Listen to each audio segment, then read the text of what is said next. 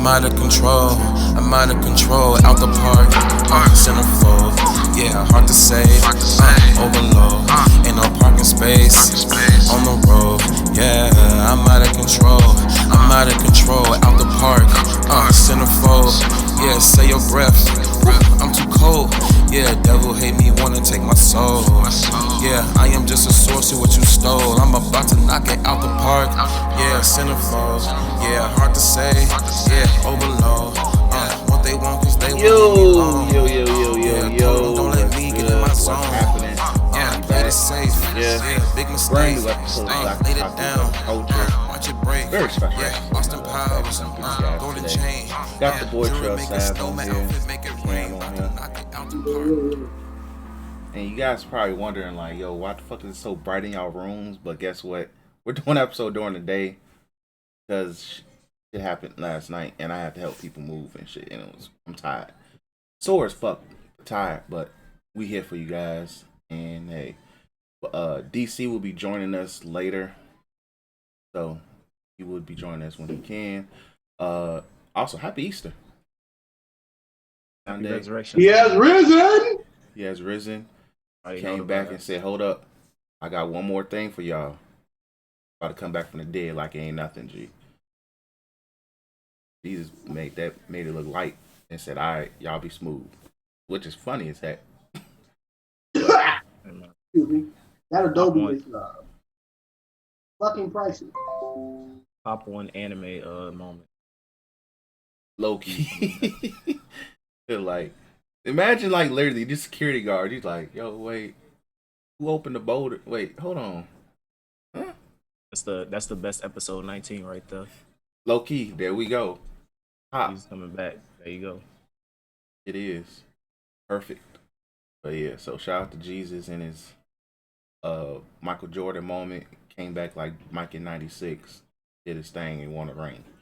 So, but yeah, so let's go ahead and get into this. We're going to do things slightly different because we do have a special bracket for you guys. Our greatest episode 19 ever bracket. Just so you guys know, it was a struggle for one to make it, and then to punish the guys and make them watch it or wiki the shit, whatever one. But yeah, so it is what it is when it comes to that. But we give you guys content, fresh content, unique content, and not all the regular shit you probably saw already during the past month, where you saw greatest character, which we did, greatest tournaments, which we've seen countless of those, greatest arcs, countless of those, best female character, best power system, which I don't know how the heck you comparing power systems. That's toxic in That shit itself. sound annoying as hell. It just You're comparing sounds something that people came up with out of their ass. exactly like trying to say is key better than chakra, and Basically the same shit. it literally is. With a different name. And God forbid the be comparing whatever the Zonpak toes to Nin. Like, gee, stop it. So, but anyway, let's go ahead and get into it. We're gonna talk about Falcon and Winter Soldier episode 3. This was a fun episode, G. This was a really fun It was episode. a toxic episode. It was toxic as hell, but it was a funny ass episode. Zemo being fake white woke. My man's oh wait, hold on, wait. We talked about Falcon Winter Soldier. I didn't play the clip. Hey yo, check it out, motherfucker! I'm Tupac. I'm Tupac. Boy, DC got the beard lined up, and he got the two braids coming out the joint. Moses like he just got out the pen. We see look, bro. Listen, Why he can't Listen, even look bro. like Pop They be Smoke, doing- G? listen. Everybody on the pod, they be repping beards and mustaches, bro. I be shaving, bro. Can't do that. I can't keep a beard and my mustache. Every The time genetic- that stuff and I see some black, I just Genetic code don't work for you, Cam G. No, bro. Like I don't like my image is because I'm a short nigga. I gotta retain that that youthful essence, bro. This shirt that I got on, y'all remember this VBS? This was in 2014, and this shirt still fits me, bro. The shirt still fits me in 2021. So I can't be. I mean, I'm gonna look like a fucking dwarf or some shit, bro. Grown ass, short ass nigga, bro. I'm not trying to do that shit.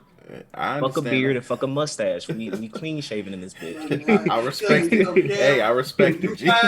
When you find the woman of your dreams, you have to do things that make your woman happy.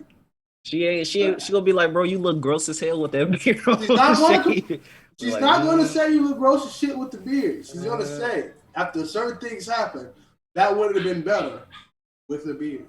Hey, It's I'm subtle. gonna And get women make me do a the sandwich. way women do that subtle. They're like, you should consider, doing this. And I'm gonna be like, you should consider making me a sandwich. Hey, where's it? Hey, you gotta add the Anthony Mackie clip. Damn, make me a sandwich. I gotta find that clip, G. But yeah, that's But y'all go ahead and talk about Falcon Winter Soldier. I'll be right back because I gotta check out what's wrong with this damn dog. Oh, crazy. All right, so man, this is a pretty good. You watch the episode, right, DC? yeah, can you hear me? Yeah, we can hear you. All right, bet. Yeah, I saw it. So we got the return of Zemo, toxic as fuck Zemo.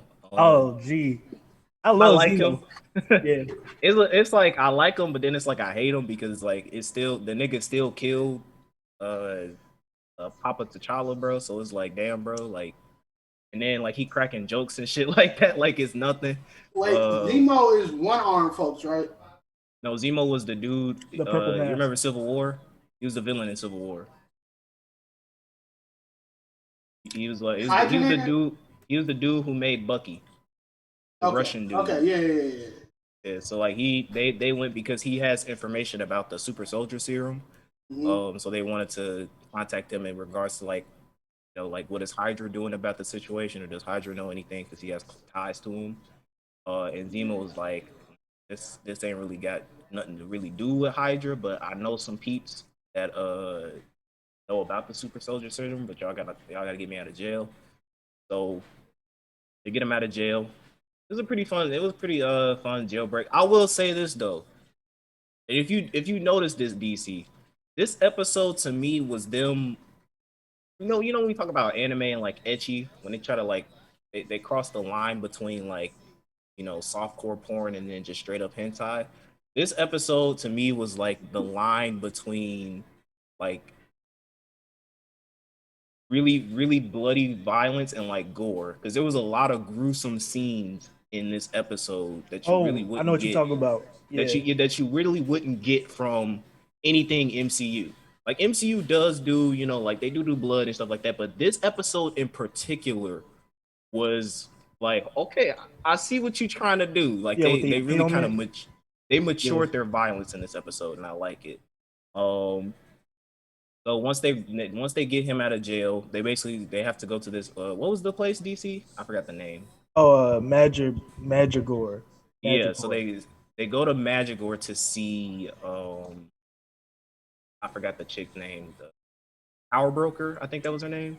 I thought that was her, but apparently that's not her. But oh well, they go to see some like syndicate chick, to basically get some information about the super soldier serum. So they go up to her, and in this, Falcon is playing like some dude named the African something. Oh, Tiger, like Tiger Smile or something. Yeah, Tiger Smile, and then like Bucky has to pretend to be Winter Soldier, and Zemo's being Zemo. So they walk up, to the place where the lady is, and then she's basically like, Zemo goes like, "Hey, you give me information about the Super Soldier Serum, I'll let you have Winter Soldier." And she's like, "All right." So she tells them some basic information, and before she can give out the full details, because she's like, I'm not gonna give you, because you don't know where to find dude, and blah blah blah. That's when like freaking Falcon's sister calls him, and then like he answers the phone, and she's like talking about like her kid. He's trying to spin the conversation so like he's talking about some real nigga gangster shit, but like his sister not having none of that shit. And then like she calls him Sam at the end of the story, and then that's when the chick goes like, "Hey, you not Tiger dude?" And then that's when she gets fucking assassinated out of nowhere I'm like, what the fuck? And like the niggas just start shooting and they run out, and then that's when they encounter this is the big old chase scene. That's when they encounter Sharon. Sharon. Yeah. And she was, cause we talking about Captain America's legacy, but like we really gotta address the fact that nigga's a fucking weirdo. It's canon that this nigga gets together with his, I guess his current wife's niece, like future niece. That shit is gross. I just want to put that out there. That white people incest shit, man. Bro, I'm saying, he bro, didn't know. White America. Sweet home out. No, he don't get a pass for that. You don't get a pass for that. That nigga's weird.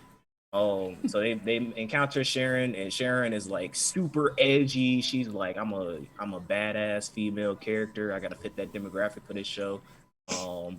And she takes them to her place where she's like, kind of like, I think she's the power broker, right? Well, Sharon? Nah, we still don't know. But it's like, yeah. But she's like a merchant or whatever. Like, yeah, she sells art. She's an stolen art merchant. Yeah, so you get some cool like little dialogue between her, Soldier, Zemo, and Falcon. Basically, what she had to deal with as a result of the Sokovia Accords, like them having to run off and stuff like that. She's bitter. Yeah, she has Ghost of the Bitter Bitch energy emanating from her. You know, Steve said, "Fuck you, I'm gonna go bang your aunt." Peace. And left her there to fend for herself. So they go to this party, and it's like, it's weird.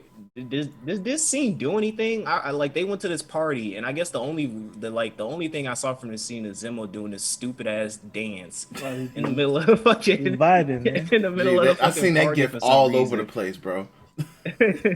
Like Zemo is just being a wacky ass. He was basically being human human Loki, and I liked it. But like they go to this other scene where like they're in this like storage, like container dock place. That's where they find the scientist who is responsible for creating the current version of the super soldier serum. Mask niggas are using. So, he tells them that like, hey, yeah, I made this serum. I made your serum better because this one doesn't like turn them into like heartless monsters or anything like that. It just kind of makes them kind of resonates within their skin and like gives them that superpower. And then he was saying that and he was saying that like he wasn't able to fully develop it because of the blip. He got blipped and then he came back and then like he found out that they were using the serum. And so Zemo, I don't know why. I have no idea why, but he just shoots him. He just goes like, hey, fuck you. Oh, I know why. It's a theory I saw, but easy, you wanna? Because like, remember, we all forget this because this was a plot line, but like in Civil War, he hates super soldiers. So like when they went to go, they did say that, yeah. So he popped him because he's like, I don't want you making anymore. So it falls in line with that storyline. He did say, because I remember he said like, I'm gonna help you because I don't like super soldier serum. That shit's gross. So they get ambushed, and meanwhile, while they're talking to the scientists, freaking Sharon, because this is where all the fucking violence comes in. You just see Sharon killing everybody, bro, knifing niggas in the neck, shooting niggas. Like she's going crazy outside to buy them time so they can interrogate the scientists. And this is what I mean by like, we see that WandaVision is push the little horror elements to kind of like get people like, okay, because Multiverse of Madness is supposed to be a horror film, so we're gonna kind of slightly introduce it in WandaVision. And now this show is kind of like, to me, this is like kind of like, Deadpool 3 is confirmed to be in the MCU, and it's also confirmed to be an R-rated movie. So it's kind of like they're going like, hey, we're evolving, you know what I mean? Like, we're shifting genres. Like, this niggas is getting like, as you saw, it didn't censor it. Like, you saw like the blood and stuff coming from their necks and stuff like that, and like usually you wouldn't really get that from MCU. You get violence, but not to this degree. So that happens. They get ambushed, and then that's when you get Zemo, where he puts on the mask and he just starts fucking brutally killing people on his side. And then they meet up to basically go find some. He said there's somebody else that they could look for, right? That has information about the super soldier serum. Yeah. And There then was Sharon one more stays person. behind because she has to something feature cameo, whatever. And then we also get some information on the what's the villain group called again? I keep Flag forgetting their name. Smashers. Flag The what? Smashers. Flag smashers? Yeah, Flag Smashers. Okay, yeah. Anti-manga. You kind of get some backstory, a little bit of forced exposition to keep it honest about like the fact she wants to be a teacher and shit like that. But it was kind of, I guess it was kind of cool because you kind of see like her like mother figure or whatever. She dies, and when they raid the camp for supplies, they end up bombing the place. And the dude who was like her right hand man was like, well, "Yo, what the fuck? There were people in there. Like, what are you doing?" And she was like, "These people only know. These people only Violence. This is respond the to language they violence." speak. So it's kind of like you see her kind of take you're seeing her kind of devolve, I guess, so to speak, into that like terrorist thing where she's like she has a noble heart, but then she's kind of getting like, now in order to really spread our message, people blood has to be shed. So that happened, and then I think something happened with Captain Maga too, right?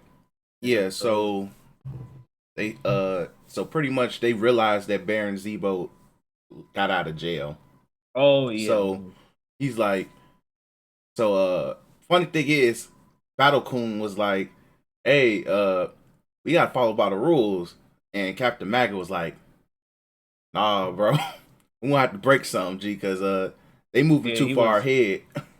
Yeah, he was saying something like, "This has to be Falcon, Winter Soldier," and he was like, "Why would they break him out of jail?" Yeah, that too. It was like the black guy was making sense, and the white guy was like,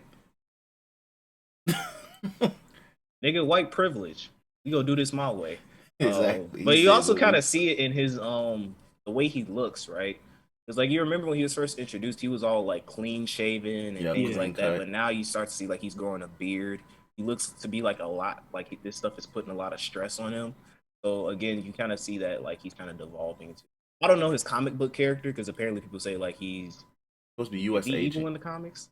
Supposed to be U.S. agent. I don't know, but like he's like anti. He's like an anti-hero or something like that, right? Like, so you're kind of seeing him stray from the Captain America path, and they call him like the Patriot in the comics. No, U.S. agent. U.S. agent, yeah. So you kind of see him devolving. So it was a good episode. I liked it. Zemo to me was the highlight of this episode. Toxic as fuck, and I enjoyed it. And it was, we also ended the episode where the Wakandas, it was like, "Hey, on God, give us Zemo. We gonna fuck him up." Because I was like, gee, I'm like, at first I'm like, wait, is that Shorty from Walking Dead who was on Black Panther? Because I'm about to say, yo, but they just gave us a random Wakanda soldier. But yeah, she was like, "Yeah, give us Zemo. Shit gonna be smooth." So it was funny because it was like, I don't know if they gonna kill him off, but I have a feeling that them Wakandans is gonna do something, G, because folks killed Papa T'Challa and that shit don't slide. Yeah, they were like, look, he's out. We want him. We want him. So like, you know you got him. Exactly. We know he's back on the streets, G. He said, y'all had him, y'all let him free. Well, he set himself free. Now we want him. So like I wasn't expecting the Wakanda aspect to come into this because I was like, oh, it's a lot going on. I won't say it's a lot going on, but it's like a lot of niggas want niggas to die at this point. That's where we at with Falcon and Winter Soldier. Like, you only got 3 episodes left, so you're about to start picking up. Yeah, but I would say this: even though like we're still getting well into the plot now, it still don't feel convoluted now. It don't feel convoluted at all. Like they're fitting everything nicely into these 45 minutes. You know everybody's objective, anything like that. Easy to follow along. Yeah, so I'm definitely interested in the Wakanda aspect that we're probably going to get the next episode. So we'll see where things go from there. Let's go ahead and talk about One Piece. So, unless anybody else got anything they want to add about this episode. Now, I was just gonna say that one bit, the impalement when they had Winter Soldier toss that pipe and it went through dude's Oh shoulder. yeah, I forgot about that. Yeah, Bro, I was laughed like, hard as hell. I was like, say, gee, why? that's what I'm saying. Like you see, they're getting brutal in the MCU, and I'm for it. Yeah, I'm for it too. Me too, because I'm like, gee, if this is what I'm gonna get for a Deadpool movie, I'm excited. So let's go crazy with that. So yeah, let's go ahead and talk about One Piece. DC, I'll let you lead the discussion I am about to pull this shit up. because we know there's some stuff we got to Sir. debunk, man. There's some stuff that needs to be I'm gonna debunked. speed this shit up, man. All right, so we start the chapter off with the Scabbers meeting Orochi, and they just off him, cut all his heads off. And No, they don't. They don't cut all his head off. Oh, they don't. No. Oh yeah, they cut off 7, right? Or like, yeah, it's like 6 of them. So not all of his heads are cut off, but you have a standoff between Raizo and Fukuro Kuju. They have a cool little dialogue where Raizo's like, "I don't know why you're following a dead man," and Fukuro Kuju's like, "Well, I think the same to you guys." That was pretty decent, hinting towards the Odin being dead. Oda's further planting he's not bringing him back. Thank God. We skip to the roof where they have Big Mom and Kaido getting informed to launch an attack, and you have Zoro noticing that it's a big one. And we get a combined attack with Big Mom and Kaido called Conquest of the Sea. I forgot what it was called in the scans, but it sounded Ocean better. sovereignty. Yeah, that sounded way better than this shit. So yeah, they let the attack go off, and Zoro momentarily blocks it and says, "We're all done for if you guys don't move out the way." Then it cuts to everybody trying to dodge, and Law, you doing your shamble room thing. Dodges teleports everybody out the way. The attack is devastating. Rips up the. It looks like a chunk of Onigashimo's head came off from the panel I saw, so that's pretty nasty. Kaido notices, he's like, "Yeah, I can still sense their hockey. They're not done yet." And the supernovas are still fine, but it seems like Zoro's pretty winded. Hey, you notice he does not acknowledge the fact that he took the attack. Once again, he has yet to acknowledge that nigga. That's true. Didn't say his name. So he said, they dodged attack, and he had nerve to try to deflect it. No, he doesn't even acknowledge it. He says, "Damn, they dodged." Fuck. Yeah, people said they deflected. You obviously see that he. Remember when Krillin held that Kamehameha from Goku for like a second? That's literally what Zoro did. So it's cool, but don't. I'll give Zoro his props. That was a dope moment. Yeah, he like, you could see that, like, so this is the thing, Zoro fans. We're not arguing this moment, right? It's just the fact that y'all are this out of proportion, bro. So like it's a little bit too much. My man's for a second, because if Law did not room Shamburs, you would have saw a fucking skeleton with 2 swords attached to it, G, or 3 swords, bro. Like that nigga would have been fucking washed, bro. So it's a cool moment for Zoro, but like niggas are saying like he took the most powerful attack in One Piece and he's carrying the fight and he's MVP and all this shit. I'm just like, are y'all not paying attention to fucking Luffy? Yeah, they're not. They're not. And we're gonna get to that next, because I think if Luffy gets up next chapter, I think this is a little bit more impressive. Well, not insane ballpark, but yeah, Luffy jumps towards Kaido, does his I think this is Ryo, because it says red, gum red. Yeah, I think it's like says, "You're dodging my attack, Kaido." Yeah, so it's a cool little back and forth. Like I finally getting Kaido, doing some hand to hand in his hybrid form. Hey, that nigga pieced Luffy up. Yeah, so Luffy blocks the attack. He still takes damage. Kaido shoots a beam. Luffy barely dodges, and Kaido jumps in the fucking air, spins his shit around, calls it Conqueror of 3 Worlds, Ragnarok. Slams that shit, bro. dog. There's a hockey trail, like when Roger did it and Whitebeard. They gave it to Kaido, right on Luffy's forehead, bro. No, some dude zoomed in on a panel and you can see that it, like, one of the spikes hits Luffy's crotch. God damn. This is what I want to see from Kaido. I need to see him whoop niggas' asses. Like, stop with the AOE and the projectiles. Just beat their ass. You're a Zoan.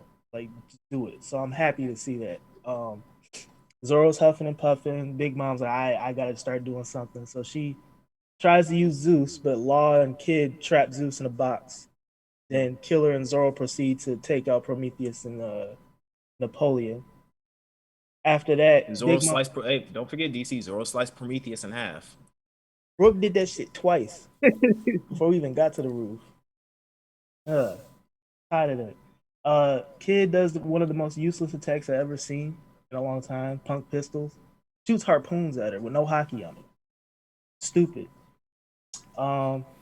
Big Mom punches him straight to the ground. I'll give it to him for not getting knocked out, but it's not a named attack, so it doesn't really matter. And he repels her in the air.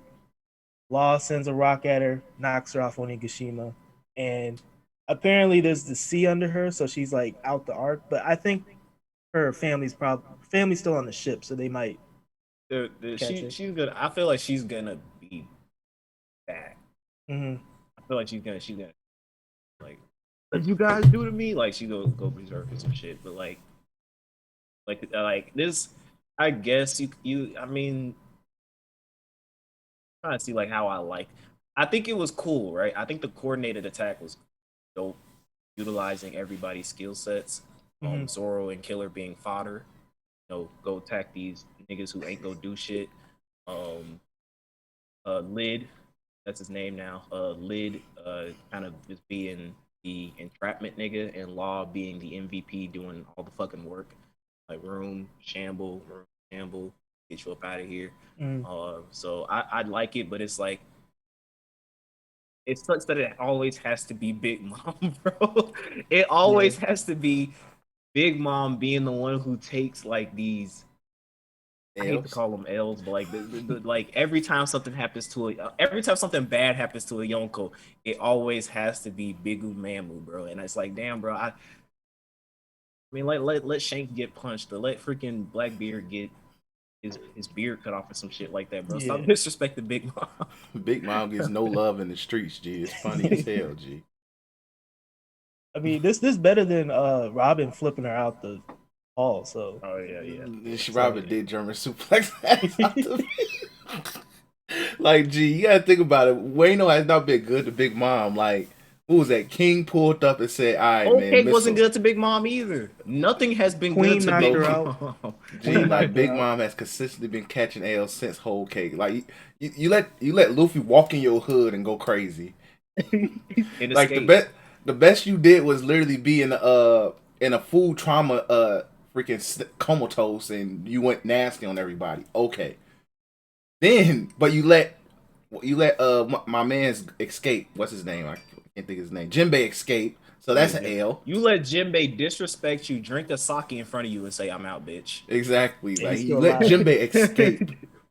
You let Jinbei escape, G. You also let, and don't notice no shade towards Brook. You clashed with Brook, and he survived to see another day. Come on. So that's an L. Then when you go to Wayno, you pull up to that block. King, like, you ain't supposed to be here. Shoot you. Yeah. Loses your memory. You lose your memory. You're hanging out with Chopper. You hang out with Chopper. Come on, G. Queen knocks her out with a freaking dive from the top rope. Headbutt. Yeah. You regain your memories and you like, oh, I guess me and Kaido could be homies, I guess, for now. But look, I've been through enough. And then you get German suplexed. And then you get to the roof. They say, solo her. Get her up out of here. And then we can focus on him. Luffy got Kaido. Everybody jump Big Mom. And then you get tossed off the platform like Super Smash Bros. He had one stock left. That shit gone. You hate to see it, bro. You she had one stock left. Look, I'm naming the episode Big Mom had one stock left. She could. Hey, but you already know them Katakuri stands would be like, if it was Katakuri though. They be. If it was Katakuri though. Yeah. But been over. I'm really curious on how she gets back on that platform. You said what, DC? I said, yeah, Zoro is coughing up blood. Do you guys think he's done, or do you think it's And I don't know. I really don't care. Like I like when I tell you I'm just so sick and tired of feeding these Zoro niggas, bro. If Zoro does something cool, I'm gonna be like, hey, bro, out the big homie. If he's out the fight, he's out the fight. I mean, he's not like what Kaido just did to Luffy. I'm sorry, Zoro fans. If that was Zoro, he would have been fucking dead. Ain't no but he did Kuma endurance feat and he blocked the strongest attack in One Piece with his swords. He deflected it. Nah, bro. If Kaido would have dead, that nigga's not getting up from that. If he wasn't dead, he would have literally been like post Mihawk fight. Ruby Pirate King Luffy. And he out of commission for the rest of the fight, bro. So like I think at this point Luffy's go get up because like that's not enough to get Luffy down. Luffy, that nigga just he runs on. You can try to kill me with this attack, but you better make sure my face is like my skull, my actual skull in my brain is crushed. Because if it's not, I'm gonna get back up and fight you. So Luffy go get back up, and Kaido is finna wreck house. Like that I feel like you probably will get like a moment with like Killer, Kid, Law trying to go like, all right, let's focus our first on Kaido, and Kaido finna be like, he says, hey, look, man, get off my roof, man. Get off the roof.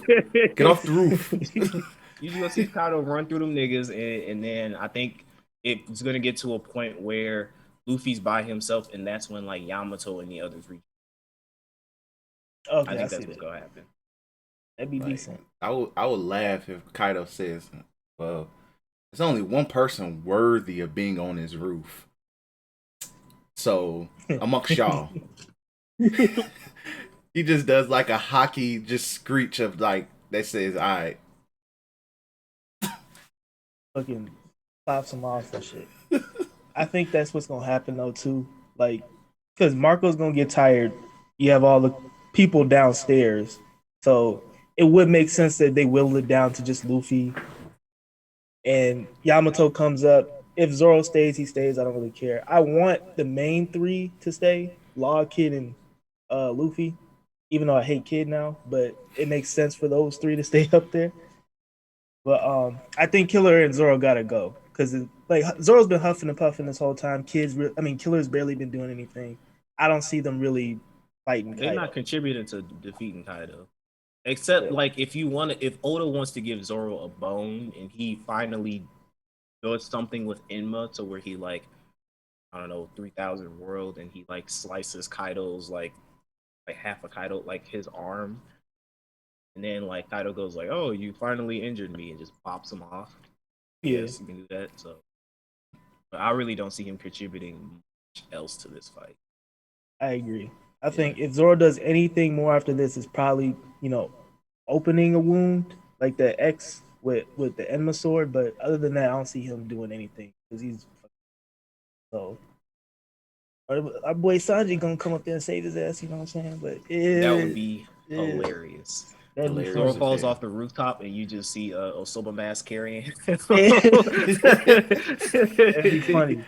That would kill the community. G, that will kill them. G, you gonna see a rise of suicides, bro? Because them niggas love that nigga Zoro too much. G, I'm acting a fool in that Discord, bro. Bro, I would join just for the toxicity. G, you gonna hate me.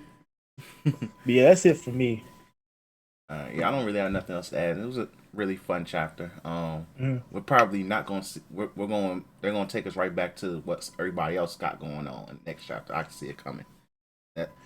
Nami and Usopp probably. Exactly. Yeah. But let's go ahead get into news this week. What news? We talking news? We're not even going to talk about Invincible? We do got time, low key. We got time because literally, so we'd rather talk about a Cyberpunk L than Invincible. Nah. I apologize. Let's go ahead and hit Invincible because I didn't watch the 4th episode yet. The first 3 episodes, pure slappers, G. But they try to I'll lead you to standing of this great show. So Invincible, how it goes is, oh damn, DC, you ain't watch it. Fuck. I saw the Omni-Man versus whatever, and my friend he said he seen it, so he told me a little bit. I'm gonna still watch it though. You know what? Are you gonna like spoilers or you don't give a shit? I don't care about spoilers because I'm still watching it because I'm interested. Cool. So Invincible, I watched all 4 episodes. Decent. How it goes is it's a really good show. So in the Marvel universe, it's one universe. I think it don't exist anymore. But the Ultimate Universe is the universe as if it was set on Earth, I believe. That's the Ultimate Universe. It was set on our Earth. Yeah. Then you have DC. I think DC has the same one too. I think that's where the Black Superman resides. I don't fucking know. But they have a universe in which is set on Earth, as if it's, modern day this time, and if we acknowledge that superheroes is outside. The Boys and Invincible are comics that's, independent comic companies that has comics based off the same thing, as if superheroes was in this modern day society. So it's not like, when we look up, we're like, oh my God, it's fucking Spider-Man. We're like, oh, there goes Spider-Man again. Thank you, Spider-Man. It's more of we understand what superheroes are and they're more integrated in society than we think they are. But Invincible, what they take on it different from the Boys, as the Boys is more of a dark, not thriller, more of a dark, violent. Boys is humans meet monsters. Exactly. It's more of like a dark comedy. Yeah. But in the turmoil thing, because that comic is dark. They like babies get beat up in that comic and used as weapons. The comic is fucking dark. So it's a very dark show. But like Cam explained it really well. It's literally humans versus fucking monsters that are superheroes. While Invincible is a teen story. But it's a teen story in the sense of as if like when it's not like it's as if a teenager gets superpowers, but it gets darker. I've seen some comic panels. It gets really dark. And it shows in the first episode. First episode start off as these. By the way, I don't like running jewels because I'm a black man that don't live up north. But if that fucking theme for them 2 blue twins are absolute fucking fire. Mind you, it plays every time they on the screen, G. So it's absolute fucking fire. So the 2 Does it remind you of something? What? What it reminds me of? No. I got another one I forgot to save on Twitter, but it was when Green Lantern was holding a minigun and that song was in there. It was like, we need the Snyder Cut for every DC film. And it showed Green Lantern holding the minigun. So that was our Snyder Cut slander for a week. Tune in for more of that. But when the two, it started off with these 2 twins attacking the White House. It had a pseudo comedy thing, which reminded me of, if you watch Key and Peele, and yes, I'm black, but I watch Key and Peele. Kind of funny. No, I do not live in the North Side. But it was the two security guards in front of the gate. And they always used to have this bicker and things of that nature. Like they'll talk about Batman or they'll talk about this, and it was kind of like that. But then at the end, it got kind of, lovey-dovey. And then shit pops off with 2 twins with that fire fucking theme song, bro. Fire as fuck. They came up, did their thing, attacking the White House, and then next thing you know, the Justice League of this universe came in with Black Batman, which I feel is extremely unrealistic. Because a black man folks had on the kicks, bro. He had on the kicks. The reason they booked Wesley Snipes for Tax Invasion. He was going to become the first black man. But they got his ass. So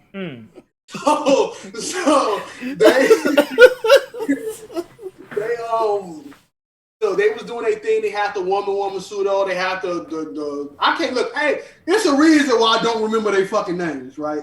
It's a clear cut. Flash knockoff. Aquaman knockoff. The Russian Flash knockoff. Which his character is kind of cool, but we'll get to that later. Now they having a hard time saving people and defeating these niggas at the same time. Omni-Man pulls up our first glimpse of him. He is voiced by the dude who plays J.K. Joe Jameson in Spider-Man. Yeah, J.K. Simmons. Yeah, And he plays. I think he plays. Don't he also plays a Jim Gordon in one of them Batman universes? He plays a lot of fucking people. Yeah, he played Jim Gordon. That nigga, He's he's like Somebody said on Twitter, if you have a mustache, he's probably going to play him. Yes, he's probably. The funny thing is, slight spoiler, because I don't know what the context of it is, but I think they showed it in the show too. Everybody on Vil, whatever the name of that planet, Vilgamet, whatever it's called, has a mustache like him. That's a male. I think they showed it, but everybody has a mustache like him with a male, which I think will play into what the fuck those people are. But yeah, so he comes in. I have a theory about that. It's off the bat. This is another, and I will get back to this. This is another reason why I think the show is really good, because they do a lot of exposition without fucking telling you why they're doing this exposition. The reason I don't like watching a lot of anime is anime does this a lot. A person will come on the scene and they will do the thing that they're doing, and sad character 46 will explain to me why the fuck they're doing it. They'll explain their powers, aka Jujutsu Kaisen. Or I in my power. Goku, he's finally doing what he needs to do. Oh wait, 17 is still here. Like shit like that, you know. But in this, you see off the back that Omni-Man and these niggas do not really like each other. Omni-Man not a team guy. These niggas don't like Omni-Man. But it's more of a business relationship, so to speak. So boom. We move on to Mark Grayson, which we learn is a Asian film mix. I don't fucking know. But he's a regular teenager doing regular teenage things. Finding out that he found out when he was like fucking 7. But he has these superpowers and he's a late bloomer. Typical, like, you know, if my father is a superhero type movie, remind me of that wonderful Disney Channel movie that's extremely under fucking rated. Sky High is the GOAT. Sky High is the GOAT. That shit is so fucking fire. That shit fire, bro. Underrated. But just like that, late bloomer. But even in these scenes, you can tell that Omni-Man wants this dude to get his superpowers for a specific reason.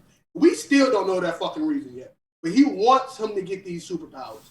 So eventually, I think it's shown when he launches a trash bag into fucking orbit. Yeah, he goes like, it's about time.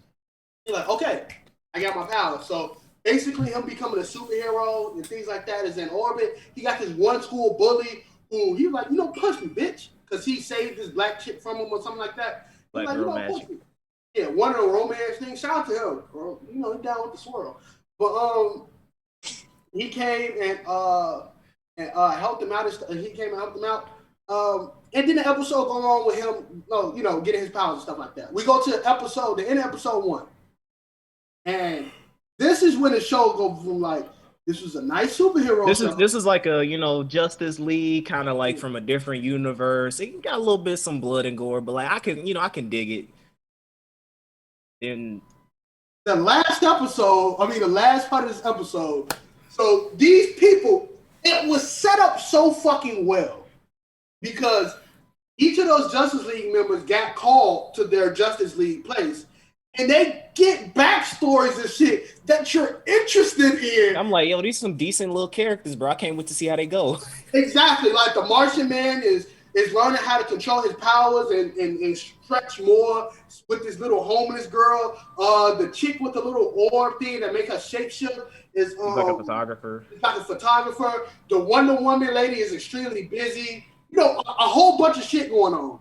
The guy, the Russian Flash, was talking to his girlfriend, basically explaining how horrible his fucking life is because everything goes 2 times speed. So when he's talking to people, it's really, really slow to him, but he's really, really fucking fast. Very fucking tragic when you talk about this fucking last fight, by the way. So they come in, they're like, who called us? And everybody's suspicious, like, bro, who called us? What's going on? You trying to woo? Omni-Man come out the cut, like. Red Rush, he senses something and he pushes one of the dudes away. Because he was like, hold on, he was like. I think, wasn't he aiming at Black Batman? Yes. Yeah, he was. And it's just, you can see no talking, no nothing, bro. It's just straight, I'm on y'all ass. They're watching what's going on with the red dude, right? And they're like, yo, what the fuck is doing? And red dude is having the fucking worst time in his life, and everybody's just like this. having the worst time of his life. So when I made his story tragic, so Red Flash, whatever his name is punching him really, really fucking fast, breaking his hands while doing it. As Omni-Man just slowly crushing his fucking head, bro. Remind you that everything goes 2 times slower for him. So his brain, all that pain, slowly getting smashed as he dies. And eventually, that's when the glorious part of the episode comes, is when his head just. After that, Omni-Man just whoops their ass. Like there wasn't a fight. Now I believe that Omni-Man, and this is like the people who reviewed the show, I didn't spoil myself or anything, but Omni-Man is way powerful than anything. It's kind of like what this is what Superman was to the Justice League before they had to nurse Superman because he was born. You call me, Darkseid, Brainiac, we all can't fight. I'm dipping out. That's what Omni-Man is. So when Omni-Man was fighting these people, he let them touch him. So when he goes to the ground and goes to the hospital, it could seem like he was touched too. Yeah, he was like, oh, something happened to you too. Yeah. He beat the dog shit. He didn't beat them. He killed the dog shit out of them. He slashed the red dude head. I love the Batman kill, even though he black, but I love the Batman kill because he picked him up and splattered that nigga on the ground. It's like when you got a towel and you wring it out, it was so nice. So animated well. He did that to the black man. The chick, I think he killed them black people so fucking bogus. The chick with the black sword thing, he just punched her square in the fucking face. Yeah. Like, she didn't even survive after that. Martian Manhunter cracked the fucking my. He just squished this nigga and just what the fuck wrong with you, my nigga? This dude got fucking annihilated. I'm mad that there's a fish nigga we ain't talking about because that's how prominent he was in the story. He got fucking annihilated.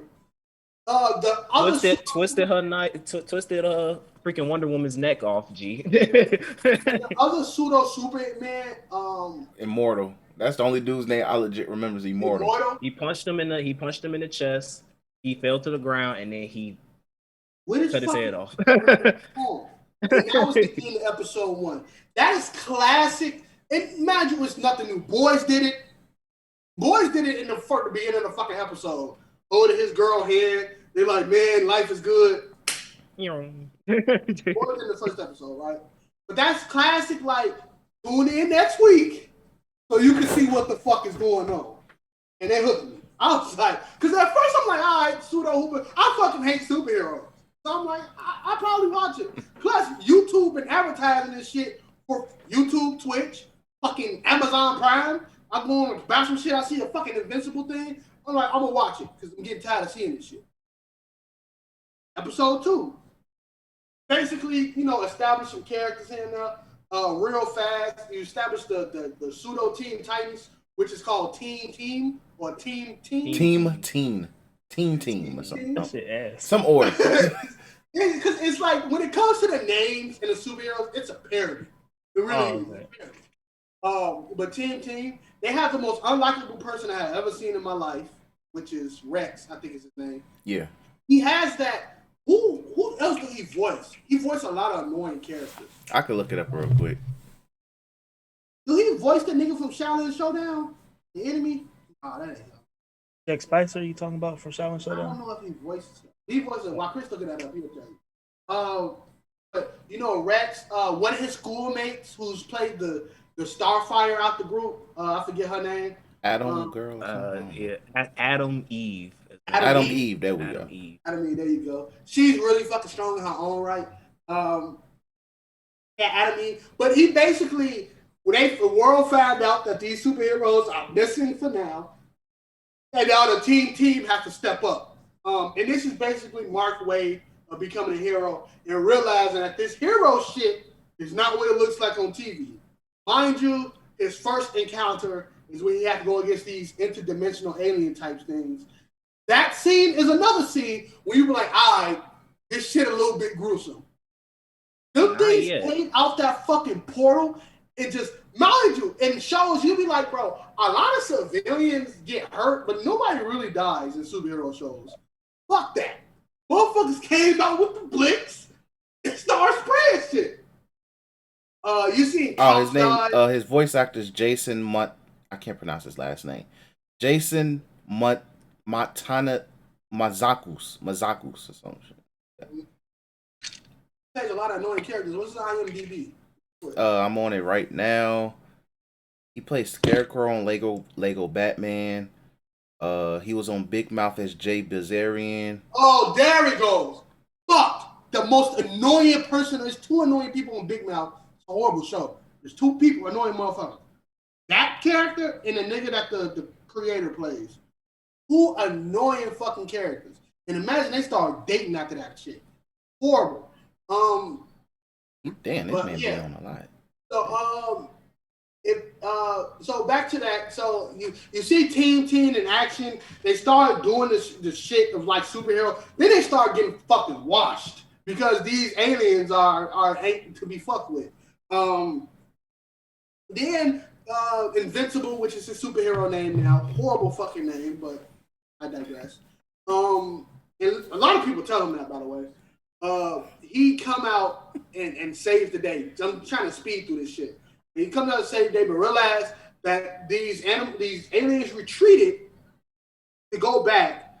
They eventually come back, whoop ass even more, and then they realize that these aliens age faster. Our universe time speeds faster than theirs in that universe. But it just, throughout this time, he also has a mini arc of him becoming a hero, Mark, when he tried to save this old lady, but I ended up dying. Omni-Man is in a coma, which I think is fucking induced, but he's in a coma. And, because he's trying to not get blackmailed. Well, he's trying to not get blackmailed. He's trying to come off innocent. He's trying to have an alibi of him saying, well, while the demon, which is one of the coolest characters, I like this guy. Unfortunate what happens, but the demon nigga, what's his fucking name? I fucking love that character. Damn it. Whatever. So he's a detective demon, really good at his fucking job because he automatically, Omni-Man did this shit. I don't care what y'all niggas say, he did this. But he's trying to find out what's going on. Boom. And then this whole government agency, but I'm trying to get fast and get to this fucking bracket. But there's a third time these aliens come, right? And the team and Mark Grayson getting a fucking ass handed to them. This is towards the end of episode 2. Omni-Man pulls up. And he does what Omni-Man do, beats ass. But goes inside that fucking portal. Into that fucking portal, bro. And when I tell you, like, people wanted to do, Homelander will whoop Omni-Man ass. No. I'm a fan of Homelander, the character. No. My nigga. No. That dude Omni-Man went into that fucking universe and killed everybody. He wiped the planet. And then the funny thing is that his mom was like, oh, he probably went through that portal. He's being diplomatic and he's going to talk everything out. It cuts to this nigga just wiping an entire fucking species by himself. Gets the niggas to like, hey, make a portal to send me back to Earth or I'm going to kill you. They make the portal, kills them anyway, and goes back and goes like, that was the diplomatic part. She was right about him being diplomatic because he got back. He just finished the job. And that's the end of the episode. They do a good job. Very good job. And this is what me and Dion was talking about. It's like when in terms of exposition and world building, there's 2 ways you can do it, right? And a lot of people fail in the first way. Telling what this world is, and then there's not telling, but fucking showing. No, don't tell. Dragon Ball Super does it now, right? It's underrated, but it does it now. Dragon Ball Super does it by showing different aliens, different races, to make you believe that we can put a lot of fucking story into this, but it's showing not telling, right? At the moment, Dragon Ball Super can last fucking forever, not even with the power level shit. but just because they got fucking 14 different universes with different fucking stories you can tell, right? In this show, in the 4 episodes that it produced, have centered 3 fucking villains, and that's not including Omni-Man. 3 fucking villains, bro. You got the niggas coming from Mars. You got whatever the fuck robot doing. Yeah. And then you kind of got like the pseudo government agency that plays the villain. You got shit that make you think about. I want to know more about the universe. When that one nigga who came to talk to see if Urath is being protected, which was an alien dude sent to. Oh, that dude, yeah. Very funny ass episode, by the way, because he was beating the shit out of Mark Grayson, and he was like, "What are you talking about?" He was like, "Oh, take a seat," and he basically explained it, which I think that Omni-Man is lying a lot. You also have the 4th episode, the dude that got resurrected. Oh yeah, fucking the blue niggas. It just cut. We didn't see him after that. So what the fuck? But like, there's a lot of like you explained a lot of shit right within this story that you didn't have to tell us, but we understand it because we're not fucking retarded. And you don't have to have extremely exposition dumps with us. The black chick, she is very, very, very, very curious. But her character can go in 2 ways if you pay attention to the show. You can think she understands that Grayson is a superhero, or you can think she has some other interior motive. Because after every fucking scene, it goes to a fucking villain. So you can see the shit without you telling us. So when the eventually do happen, not only is you kind of surprised, but you actually look back, link to the back of your head, and think like all this shit adding up. And guess what? You ain't gotta fucking tell us. So that's why I like this show. Is it hype right now and a lot of hype is moving through it? Of course, it happens. Amazon Prime for me right now is 3 for 3 in hype shows. Vinland Saga Boys and this. Imagine, I don't watch it for anything fucking else. I still will not watch Coming to America too. You can't pay me to watch that fucking movie. We'll never watch that fucking movie. You don't want to watch that movie. That shit ass. Hey. But it's for old people. It's not my thing yet. When they make a Toy Story 17, now you'll see me. I gotta watch it. It's Toy Story. But this show does a lot of storytelling in a right way. It's a typical teen story mixed with a superhero movie. It's dark. And it's cool. But the way they built the characters and the way they built the show is fucking nice and refreshing. And more shows can do it, but choose not to because they think we fucking retarded. The appeal of shows like Adventure Time, like Gravity Falls, like shows that got a lot of fucking mystery, or even Steven Universe to a non-fan pandering extent, they give a lot of fucking things that they don't tell you. But you tune in next week to find out if they gonna fucking tell you. And they never do. Adventure Time, people hated the fucking finale, even though it was a great fucking finale. I personally hate it too, because they never answered any of you niggas' questions. And why they never answered it, because they said they want you to go on the journey to find out why is that the case.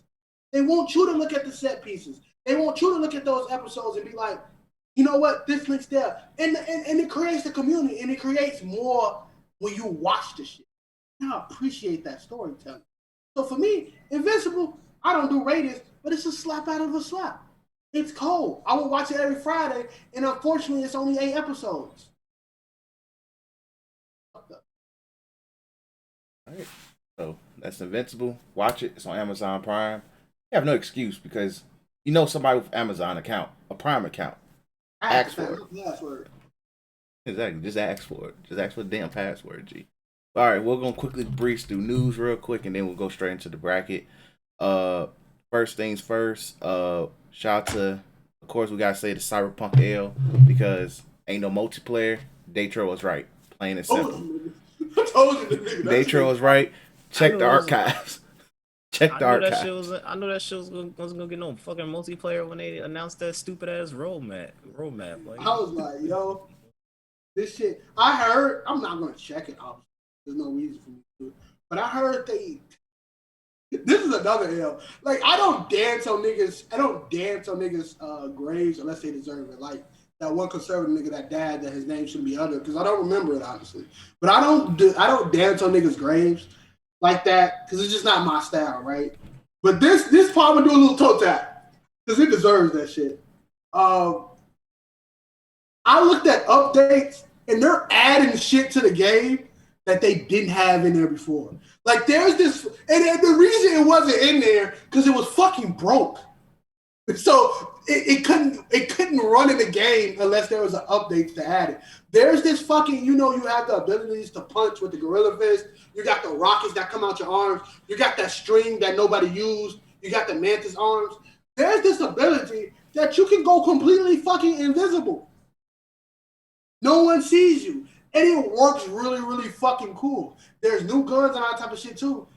And the reason they didn't add it is because it was fucking broken on release.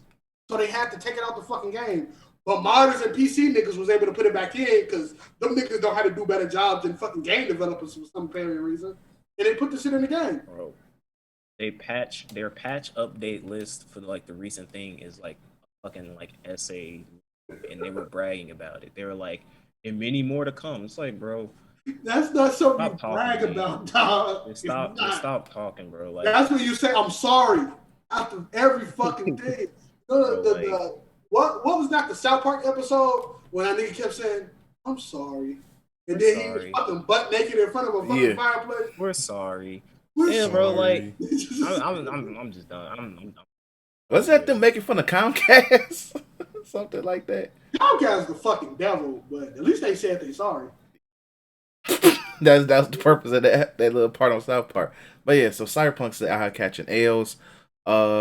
Cam, I'll let you talk about your thoughts, and I add in on how Sony is dropping PS3 support for the PlayStation Store, while Xbox is adding classics to Game Pass.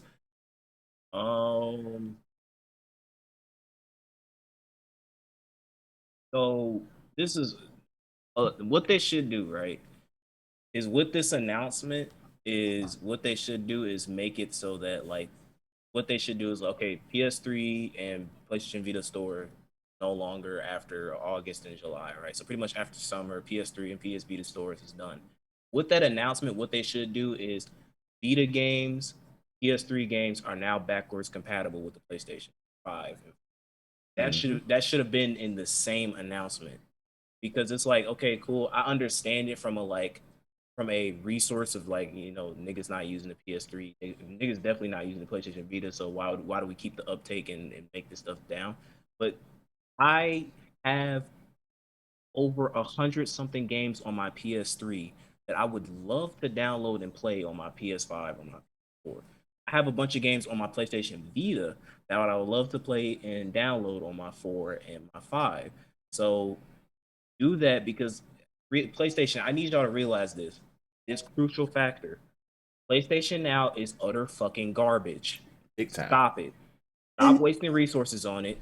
Nobody cares about that shit. And it's easily fixable though. That's the bullshit about PlayStation Now. All you gotta do is make them games downloadable. And you fixed it. Make it like the Game Pass. Plain and simple. Just make PlayStation Now like the Game Pass, but they refuse to fucking do that. So it's like it's just like you have Xbox going like, oh, y'all closing this stuff out. You got a bunch of classic games that's coming out for Xbox. It just makes you look dumb, Sony. Makes you look dumb. So it's like, again, because people go, oh, y'all some Sony fanboy. Listen, I'm gonna give Sony them L's when they need to get them L's, and this is an L, bro. Because it's like, cool, you're closing down the stores. What are you going to do to kind of replicate, to kind of like, hey, I still have my PS3. I still have a bunch of downloadable games. I still have my Vita. I still have a bunch of downloadable games. I would love to port and play that stuff on the 4. Make it backwards compatibility, or make the PS Now like Game Pass. I don't think Sony knows, and there's going to be a grandiose thing in the future. It'll be Nostradamus again. I don't think Sony knows, or Microsoft in this knows, but to an extent, because Microsoft has the Game Pass and they're going to add shit. I don't think Sony knows this fucking, I don't even want to say vintage. But this old game market right now is fucking hell. Go look at your favorite game for the PS2 era and try to buy that bitch on eBay. Try to buy that bitch on eBay. It's a brick. It's a brick. Bro, it's a brick. Bro, I want y'all niggas to do some homework right now. What was that? Go buy NBA Live. Go look at NBA Live Elite on eBay right now. Hold on, I'm about to do it right now. I'll take it a step further because they show you holding up the Switch right now, right? Yeah. So recently, so Nintendo had this limited release for the Mario All Stars, right? Mario All Stars and Fire Emblem. So if y'all didn't get that before this month, it ended on the 31st. You can no longer get it. You can buy Super Mario Galaxy, Super Mario Sunshine, and 64 separately, but you can't buy the All Star Edition. You can no longer buy Fire Emblem. You can still probably get them physical. So if you're on Amazon and you see a physical copy, you can get it. But here's the thing: a lot of people have been telling Nintendo like, "Hey, remaster or put some of your old games on the Switch because I want you to do another thing. Let's take the most famous example. I want you to go and find Super Mario Melee or Super Smash Brothers Melee for the GameCube right now." All right. Before I'm about to do it right now. But on eBay, $28,000 for NBA Live Elite. The game had Andrew Bynum as Jesus on the cross. I'm telling you right now, bro. These are not. When you look at people on YouTube who go play old games, that's not ROM. That's ROM. It's a copy of Smash Bros for $60. That's the first one to pop up. So people, that's not ROMs because you can play PS2 games on ROMs and shit like that. Yeah. But when you want to play them better, because ROMs have their own problems. Latency shit. Button in. That shit's kind of bad sometimes, especially PS2 games. But if you want to play like Def Jam Fight for fucking New York or some shit like that, you got to pay some, or any game that was low-key good or sold horribly, you got to pay some fucking money. Def Jam Fight for New York, the first one to pop up is $250. I'm telling you, this is a Notre Dame thing. All these fucking games y'all so-called love that y'all think y'all gonna buy, the Budokai Tenkaichi 2s, 3s, you're gonna want to play them bitches. You're gonna dust off your PS2. You're gonna search on eBay. And your ass gonna be salty. You gonna be salty, and you can't buy that shit on store or nothing like that. You better. Tenkaichi 3 is $200. The price of the brick going up. Yeah, so it's like that, or mod your PS2 so that you can like burn ISO images and put it on your. But like that's a lot of fucking work. But to wrap it all up, this is an L. Yeah. As always. And then finally we got greatest of news for if you are a JoJo stan, and that is the final season, because this is gonna be the final season more than likely, of JoJo Bizarre's Adventure is coming out. Jolene is legit, and Cam, I'll let you take over from here. They announced this shit late too. They announced this shit last night, and this shit went global too on Twitter. So shout out to JoJo. I don't think this is gonna be the final season. I highly doubt it's gonna be. That's the last manga though, ain't it? No, nigga, it's like 9 parts. It's like 9 parts to JoJo. I thought this was the final one. Huh? I thought this was the final the final manga. Oh, I'm wrong. Fucking it's like 7, JoJo 8, forever, 9, nigga. It's like 9 part. It's 9 parts to JoJo. We still got a long. This ain't the final season. Oh, my fault. I apologize. I thought this was the last one. All I'm gonna say is, without spoiler warnings, this season, that ending, a lot of people are either gonna love or hate. Chris wasn't entirely wrong when he said, "Is this the final season?" That's why I took it as the final season. All I'm gonna say is, shit goes down at the end of a lot of people love part 6, and from the little glances that I saw of part 6, it's really good. So people who weren't fans of part 5's ending, which I really wasn't, kind of like, it was weak. But I will say part 6 is going to be good. Like, a lot of the stands that they have, the battle systems around the stand is very interesting. Jolene as a character is very interesting as well, because she's a foil to Jotaro.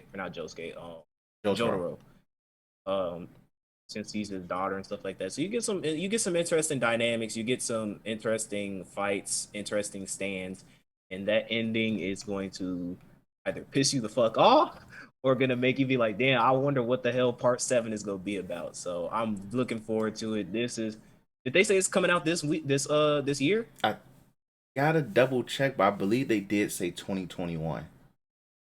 This is probably gonna be my anime of the year, so I'm looking forward.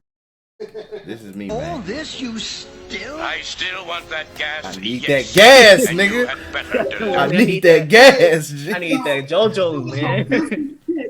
With that, usually they talk about Bud with that body video, bro. All I gotta say, it was some filthy shit going around with that video on Twitter, bro. Some filthy shit, bro. I'm not surprised. Look, man, you can turn something so innocent like that into like, yeah, bro. It's gonna get real nasty. But all right, it's that time. It's bracket time. Fair warning. Some of these we're just gonna zoom by. Ain't gonna be no extensive dialogue or nothing about it. I'm gonna keep it a buck with you. Me and Daytrill, I was like, yo, some of this shit was like, I was watching like the first 5 minutes, and I was like, close out wiki.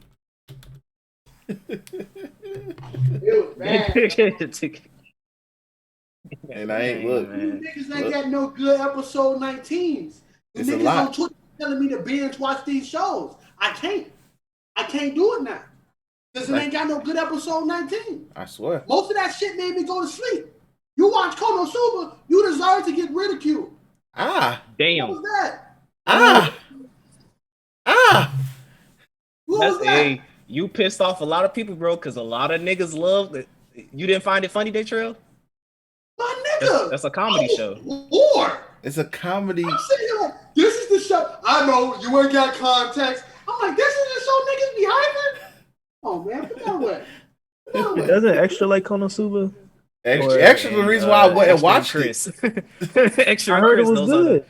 Those are the resident Konosuba stand. Oh, bro. I saw a couple stuff, like the Aqua stuff. People like to tell But me yeah, my goat is bland. My goat is this. My goat is that. I'll tell you something right now. we gonna have some dialogues, bro. We gonna have some dialogue. Chris, go ahead and start the list, bro. We gonna have some dialogues for some of these shows.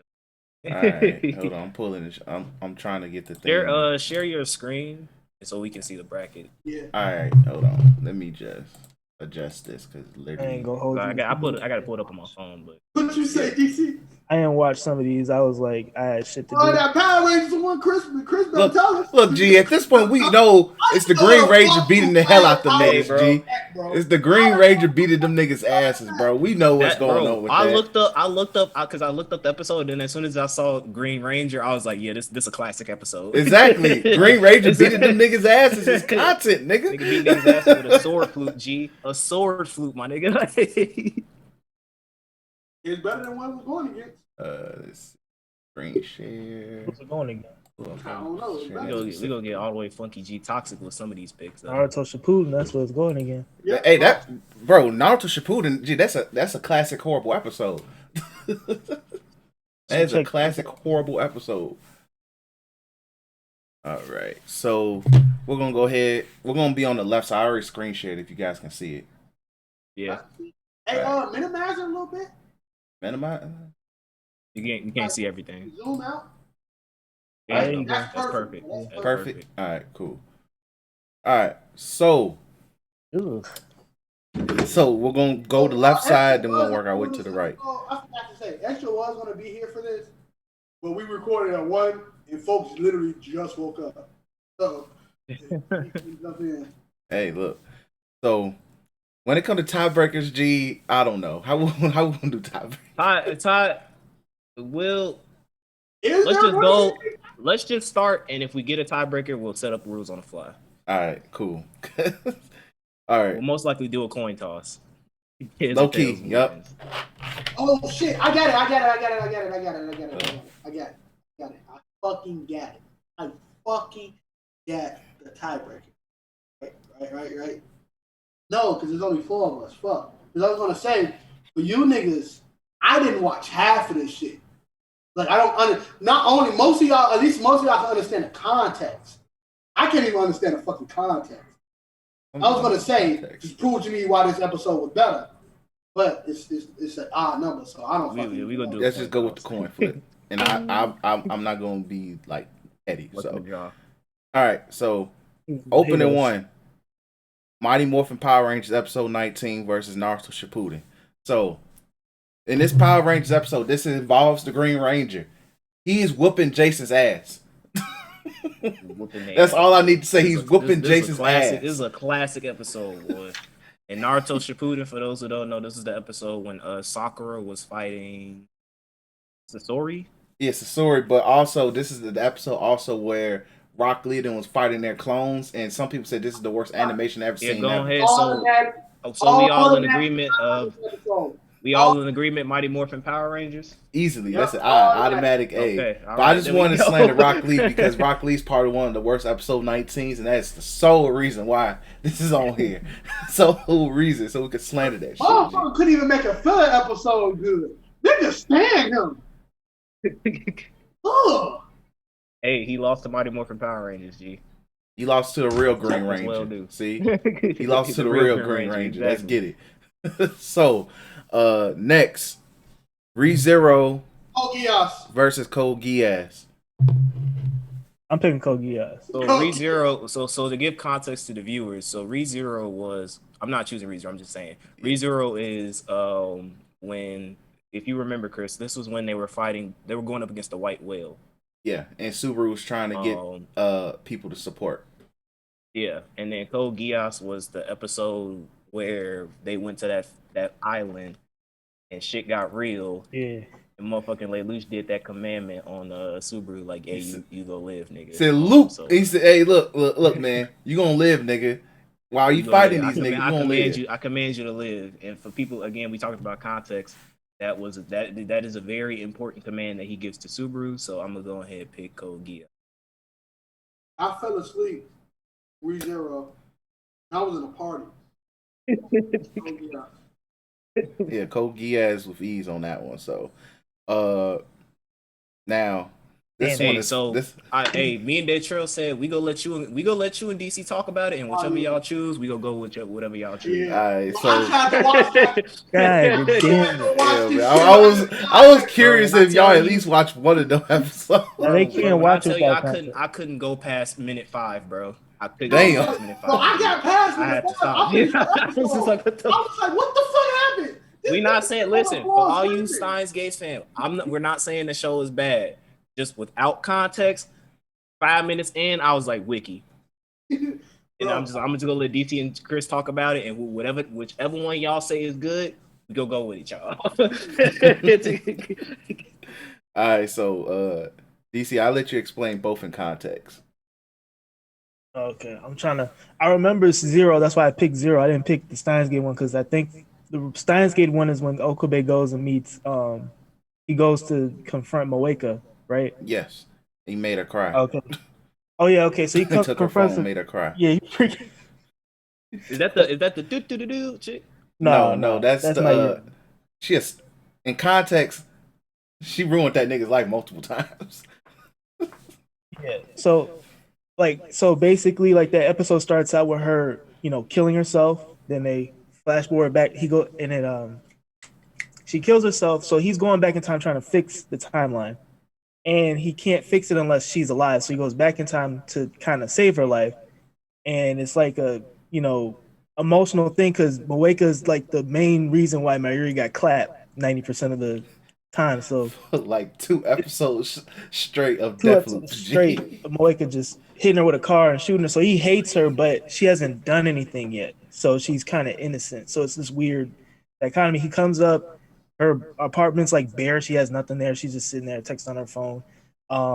The organization that she works for, they basically left her alone because her purpose has been served, I guess. So he tells her, like, hey, you're going to kill yourself because they don't text you back. And you basically been, your sole reason for living cut you off. And so that's what that whole episode is about, is just going into her character and him fixing that. That's the original or Steins Gate Zero? That's Steins the original. That's the original Steins Gate. Now, Zero, I distinctly remember because I was watching this week to week, but this is like in Zero, that timeline, he basically he picked gives that up to on- save yeah. Mayuri.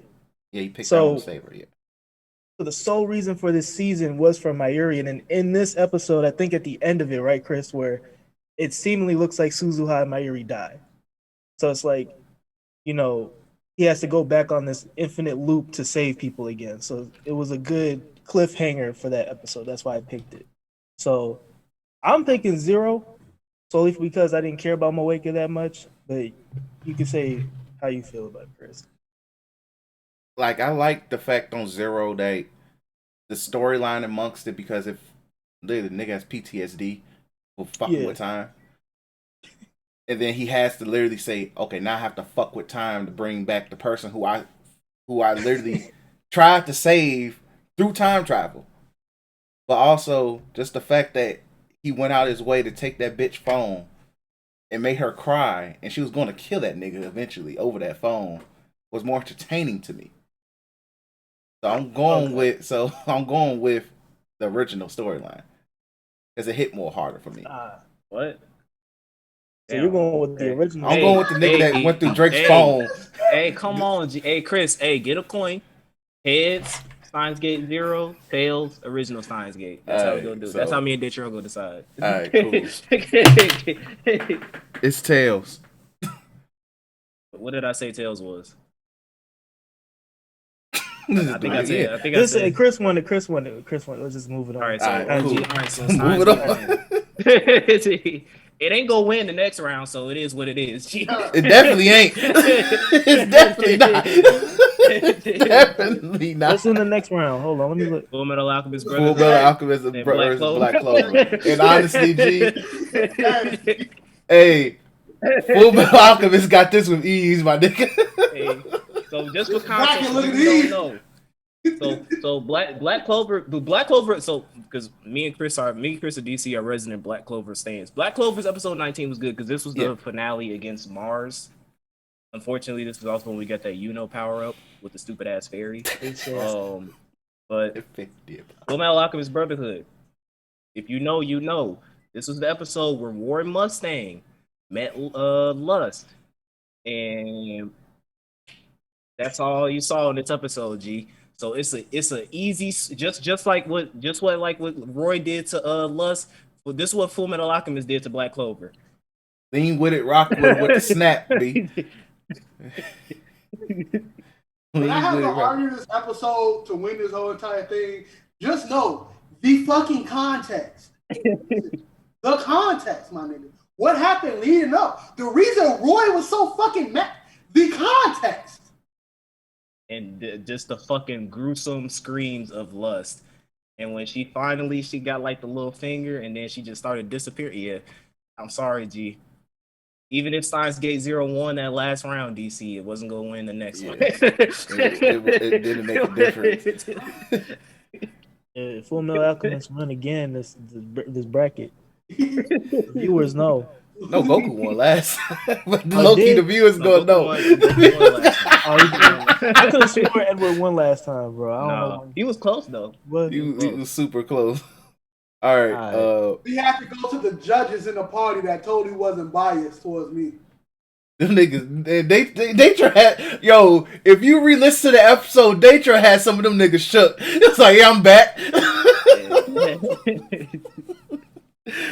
Like, even Miles is like, is DC gonna be mad? Oh, yeah.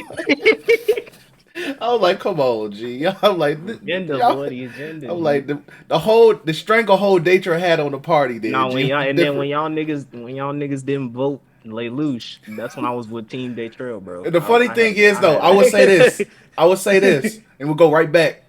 After watching Code Geass, I would have voted for Lelouch then, G. I would have. Going against? Who's he going against? He went against Guts. Oh, no, still. Tiebreaker. I would have needed the tiebreaker. It would have been a lot more closer, G. It would have been a lot more closer than G. Because we would have probably argued that one harder. Cousin would have been in the podcast then, bro. He would have been like, if you choose this tyrannical dictator over Guts, you are retarded. Yo, if we did that today, like after Donald Trump, you like, You want freaking Donald Trump with a visor and shit, nigga? Like, what the fuck? All right, moving on. So, Future Diary versus Neon Genesis. I'm gonna say this. I may watch Neon Genesis after watching this episode. It caught me. I see why niggas like. I think it's Byron. I think Chaz hype it up so good. I think you watched it too, DC. DC, Yeah, you watched it too. I'm saying Future Diary because Beauregard, you in this party? Because I think Byron, I asked because Byron is like the biggest Neon Genesis fan. He said episode 19 was like, man.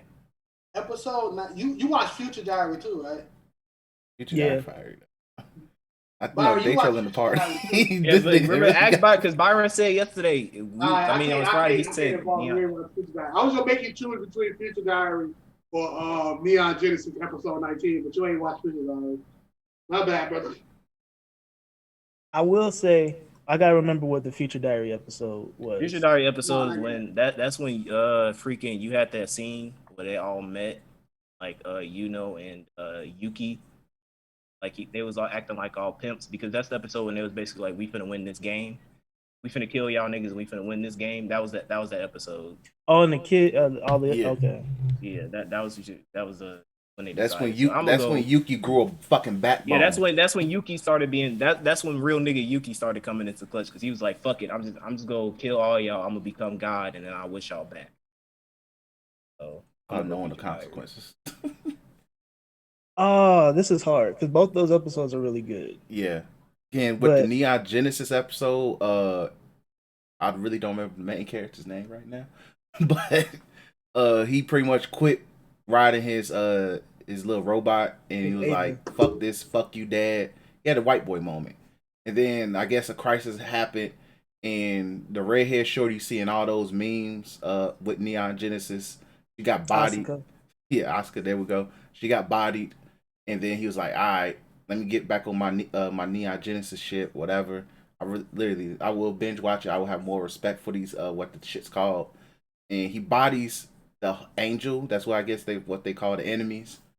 And his thing, his ship died. And he said, hey, come back to life. And it literally came back to life and then ate the angel. And I was like, oh, this is getting dark. What you voting, Ditro? Your Neon. I'm picking Neon because that episode was pretty good. Oh. You watch Neon? Yeah.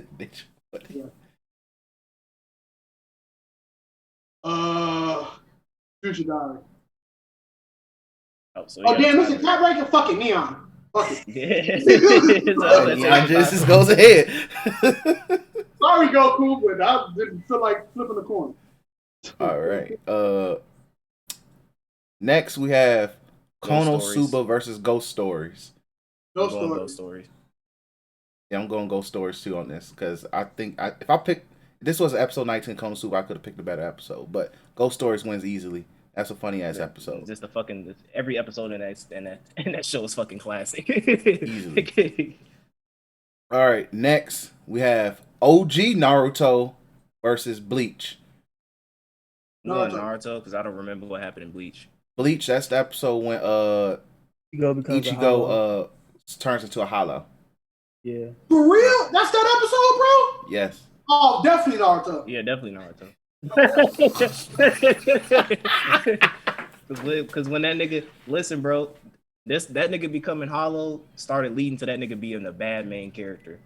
So that was that episode 19 was the mark of Ichigo becoming a bad character. So in episode 19 was the mark of Naruto becoming a good character because he witnessed somebody dying on a mission.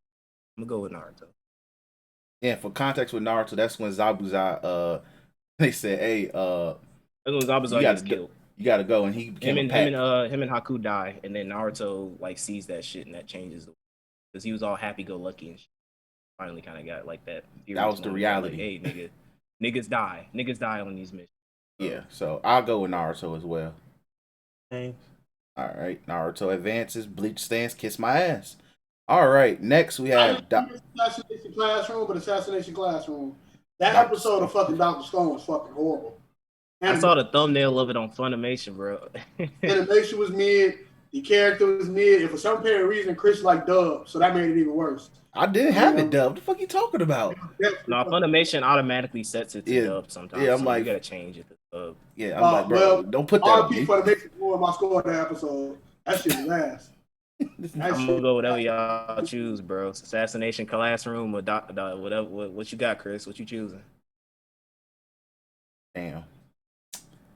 I'm gonna go with what happened in because it was something like he had like saved some chick right in episode 19 of Dr. Stone. Yeah. They revived this one fucking dude from the the enemy niggas. They revived this one dude. He basically beat the fuck out of everybody, but you don't see it. You see the aftermath, so that's already at one point knocked off. Then they set fire to this fucking village. Yeah, but then that's when Kohaku and Senku sent the niggas off, and they got burned by sulfuric acid, which I found pretty funny. What happened in Assassination Classroom? It's more of a setup episode where it's like their first major situation where they was on a class trip, as always, and it led to somebody got kidnapped. Somebody got kidnapped, and they pretty much the students have to be assassins and have to save that person's life. I'm gonna go with Assassination Classroom. Yeah, I'm gonna go with Assassination. I mean, I read the Dr. Stone thing, but if they paced that bad from how I'm hearing, so I'm gonna go with Assassination Classroom. All right, so Assassination Classroom it is. We're gonna lose to Naruto anyway, so might as well just work our way back up. Let's work our way back up, bottom to the top. So Naruto versus Assassination Classroom, Naruto, right? Cool. Yep. Moving on. Yep. Moving on. So then, Ghost Stories versus Neon Genesis. Ghost Stories. We're on Ghost Stories because that shit is funny. I ain't trying to listen to some whiny ass nigga talk about his dad. Ghost Stories. You said what? How funny is it? I said I'm not trying to listen to some whiny ass nigga complain about his dad. Ghost Stories. All right, Chaz, if you watching this, I'm picking Neon. So you don't get on my case. So. I'm picking Neon Genesis too. You pick Neon Genesis too? Yeah. I'm picking Neon Genesis. All right. She's gonna lose to Naruto next round anyway. Exactly. It's probably gonna lose to Naruto. Then we have Full Metal Alchemist. Full Metal Alchemist. We already agree. Full Metal Alchemist is advanced. All right. And then we have Code Geass versus Body Morphin Power Rangers. Code Geass. Code Geass. Yeah, Code Geass. Yeah, Code Geass. Oh, y'all going Code Geass? Yeah. All right. So, Code Geass versus Full Metal Alchemist Brotherhood. DC. You really ain't gotta ask me for these last 4 rounds. The fucking context. I'll go Full Metal. All right. So Full Metal's going on ahead. Then that's what? Neon Genesis versus Naruto. I'm picking Neon. I already know a loss, but just stay 10 toes for you know what, DC? Just because you're my cousin and cuz God probably not watching this but watching it, I'm gonna go with Naruto. I really did think I did think about y'all. The only reason I'm going Naruto, even though the episode is better. But I'm going Naruto because you niggas swear up and down that part 1 is the best shit under the sun. So I gotta go. I'm also going Naruto. Because I met some toxic neon fans, and just like when people go like, the reason why I don't watch One Piece is because of the fan base. The reason why I don't watch Neon is because of the fan base. Damn, I'm glad I don't interact with them niggas. All right, so final. Technically it's the final for this side is Naruto versus Full Metal Alchemist. Full Metal. Full Metal. All right, Full Metal it is. Full Metal has won the left side. Moving, bro. What is my name, bro? It's a very convincing win. All right. This So left side, this right side finna get toxic. this as right fuck. side is gonna get out of hand. I don't know why the right side always ends up toxic, G. I don't know why. So, Samurai Champloo versus One Piece. I'm gonna keep it G real. That One Piece episode, I hate that Zoro episode. Hey, I got the troll in me kind of wants to pick the One Piece episode because it's Zoro focused. We gotta go to DC for this one. I'm picking off DC. The troll in me. Watch that Samurai. No. Just because like. Cause that Samurai Shampoo episode was boring as fuck too, so let's not get it twisted. Both of these episodes are trash. Like as far as this one was about like Samurai Shampoo was about like him making to be like a Christian or something like that. Yeah, dude. It was a whole lot of talking, a whole lot of nothing. Now, it's funny too because these are both about sword niggas that don't use their swords. And if you know context, like I'll say this: if you know the context for both One Piece and Samurai Champloo blows that One Piece out the water. I don't care what anybody says. All right, That's me. Yeah. I'm gonna have my little Zoro rant. He has the worst backstory. Yeah, he has the worst. Let's talk about it, That shit is ass, dog. That shit is ass, dog. Like, G, I don't care about you crying because you got your ass whooped, bro. Your friend died from falling off some stairs, my nigga. Oh, Luffy was fighting in the forest as a kid. Robin running from the government. You know what I'm saying? Chopper freaking getting shot at. Like everybody going through stuff, and your friend killed herself because her dad was sexist. Your friend fell down some steps and died, nigga. Like, come Shit on, ass, bro. Yeah, I'm gonna go Samurai Shampoo, but the troll in me really wants to pick one. I'm gonna go Samurai Shampoo. I'm a Zoro hater before I'm a One Piece fan. I'm gonna let these niggas know. let's get it, G. So Samurai Shampoo advances. All I'm right. not gonna lie, this first tier, a whole lot of ass, bro. I'm gonna go put it like G that. Gundam, bro. This first one, like the Samurai Shampoo, One Piece, G Gundam, Kill la Kill. I'm not gonna lie, bro. Whole lot of ass. You gotta do a lot of talking to convince me whatever the fuck this G Gundam is. I watched. So is G Gundam short for like? Is it like some other name for a Gundam? Because Gundam Wing is the one that I watched, and I fucking love Gundam Wing. Is Man, that G Gundam? Had them niggas. No, G Gundam is the one where niggas with the shining finger, and he was like, "Hey, no, I can't say that's the only Gundam I can sit and watch. A lot, Gundam Wing. Gundam Wing politics. was, if y'all saw the clip where the freaking shorty they in school and the shorty walks up to the main character and she's like, I invite you to my birthday party, and dude took the invitation and ripped it and said, I'm gonna kill you. That's Gundam Wing, G. And, like, I like that part of Gundam Wing, but a lot of them Gundams politic heavy. I don't want politics with my robot fights, G. But that's why I said. That's why I was like, you should have chose Gundam Wing, not fucking G Gundam. So I'm gonna go Kill la Kill. I don't know what I don't really know what happens in Kill la Kill, but I'm just gonna go Kill la Kill. That Kill la Kill episode is really good though. And just so people know, Kill la Kill episodes when Ryoko gets mind controlled by her mother, and she just washes everybody. Why are they already down? Why are they down bad? So Kill la Kill. Kill la Kill, G. So all I gotta say is we about to coin flip this next one or not? Because it's already about to get coin flipped. Because Cam and Chris about to go Haikyuu, me and DC about to go. No, I'm going berserk. I'm going berserk. I was actually finna say, shout out to, because today is the homie's birthday. It's Chaz's birthday. Oh, okay. So in honor of his birthday, I was actually gonna choose Berserk. I was gonna troll it because follow us on Twitter. Chaz did say that if you choose Berserk over this volleyball anime, you're retarded. He was mad as hell. I'm finna say my spiel. Now, literally the only reason why I'm choosing Berserk is because it's Chaz. He was born this day.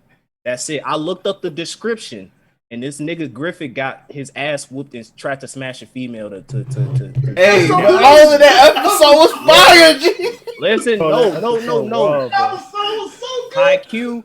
IQ introduced one of the rawest fucking niggas in that fucking show. Very true. To this day. Oi fucking Kawa, the fucking GOAT. Yes.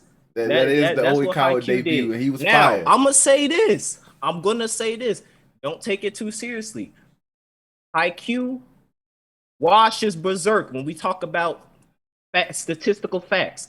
Haikyuu does not have a shitty anime CGI reboot. Haikyuu started after Berserk and finished before Berserk finished with weekly fucking updates, and it has a satisfying start and a satisfying conclusion. You niggas are still waiting for chapters. We done. Anime wise, we talk about anime. Animation. I'm talking about animation, not story.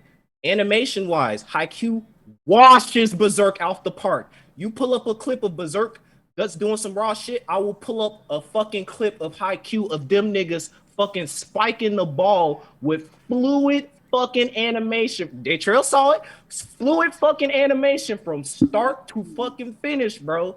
I'm denying it. So let's talk about it, G. Look, yes, it's a volleyball show. Yes, my show does not have some edgy ass nigga being born from some guts and these cold guts, or his females getting raped by niggas, G. My show ain't got that. My show is a little bit lighthearted, you know what I'm saying? It's just high school boys playing volleyball, getting their kicks and giggles. Yes, it ain't advanced. It ain't got the dark demons doing all this shit, nigga with a dragon sword doing all that. But look, I don't need that shit. All I need is a fucking amazing roster of characters, a not shitty CGI anime reboot, and a story that has a satisfying start and an ending. And that's what Haikyuu has. So after any other date, if we recorded yesterday as opposed to today, I would have chosen Haikyuu. But I don't give a fuck about what happened in that episode with Griffin. I really don't care. And you can speak to the moon, G. Don't give two shits. The only reason I'm picking Berserk is solely because it's Chaz's birthday. That's it. It has nothing to do with the show, the character, or anything else. So shout out to you, Chaz. I'm choosing Berserk. Yo, Cam had to get his shit out, bro. I had to get that shit. I had to get it out the way, bro. I'm sorry. You can't shit talk Haikyuu and not expect me to. I don't think we was gonna shit talk. It was gonna lose. I don't think we was gonna shit talking. I was there. You know, I was there, Cam. I didn't even watch the show, but I kudos to what you call it. Haikyuu. I had to say what I had to say, man. I had to get off my chest. Get off my chest. Hey, Chris. No offense to Berserk fans, though. Your show is good. I don't know what episode this Avatar is, but that Yu Yu Hakusho episode was fucking boring as shit. What was Yu Yu Hakusho? Wait, hold the fuck on. Wait a minute. Because hey, I need y'all to realize. So y'all remember the agenda episode, right? The entry that made me go with the agenda. We just passed that. So now I'm on the agenda. So now whatever y'all trying to pick, I'm gonna pick whatever specifically y'all trying to pick. It's an agenda now. I'm not choosing based off qualities no more. It's an agenda now. Oh, so you could. I should have been did that shit then, because you put Steins Gate against Steins Gate, put it over in this bracket. Then you got this bullshit. Yu Yu Hakusho against. Hey, I'm sorry. This Yu Yu Hakusho episode hot garbage though. Bro. I don't care. What was the episode about? Look, G, that was the episode when Yusuke and them get to the fight Suzaku. Oh no, the beginning of the Suzaku fight.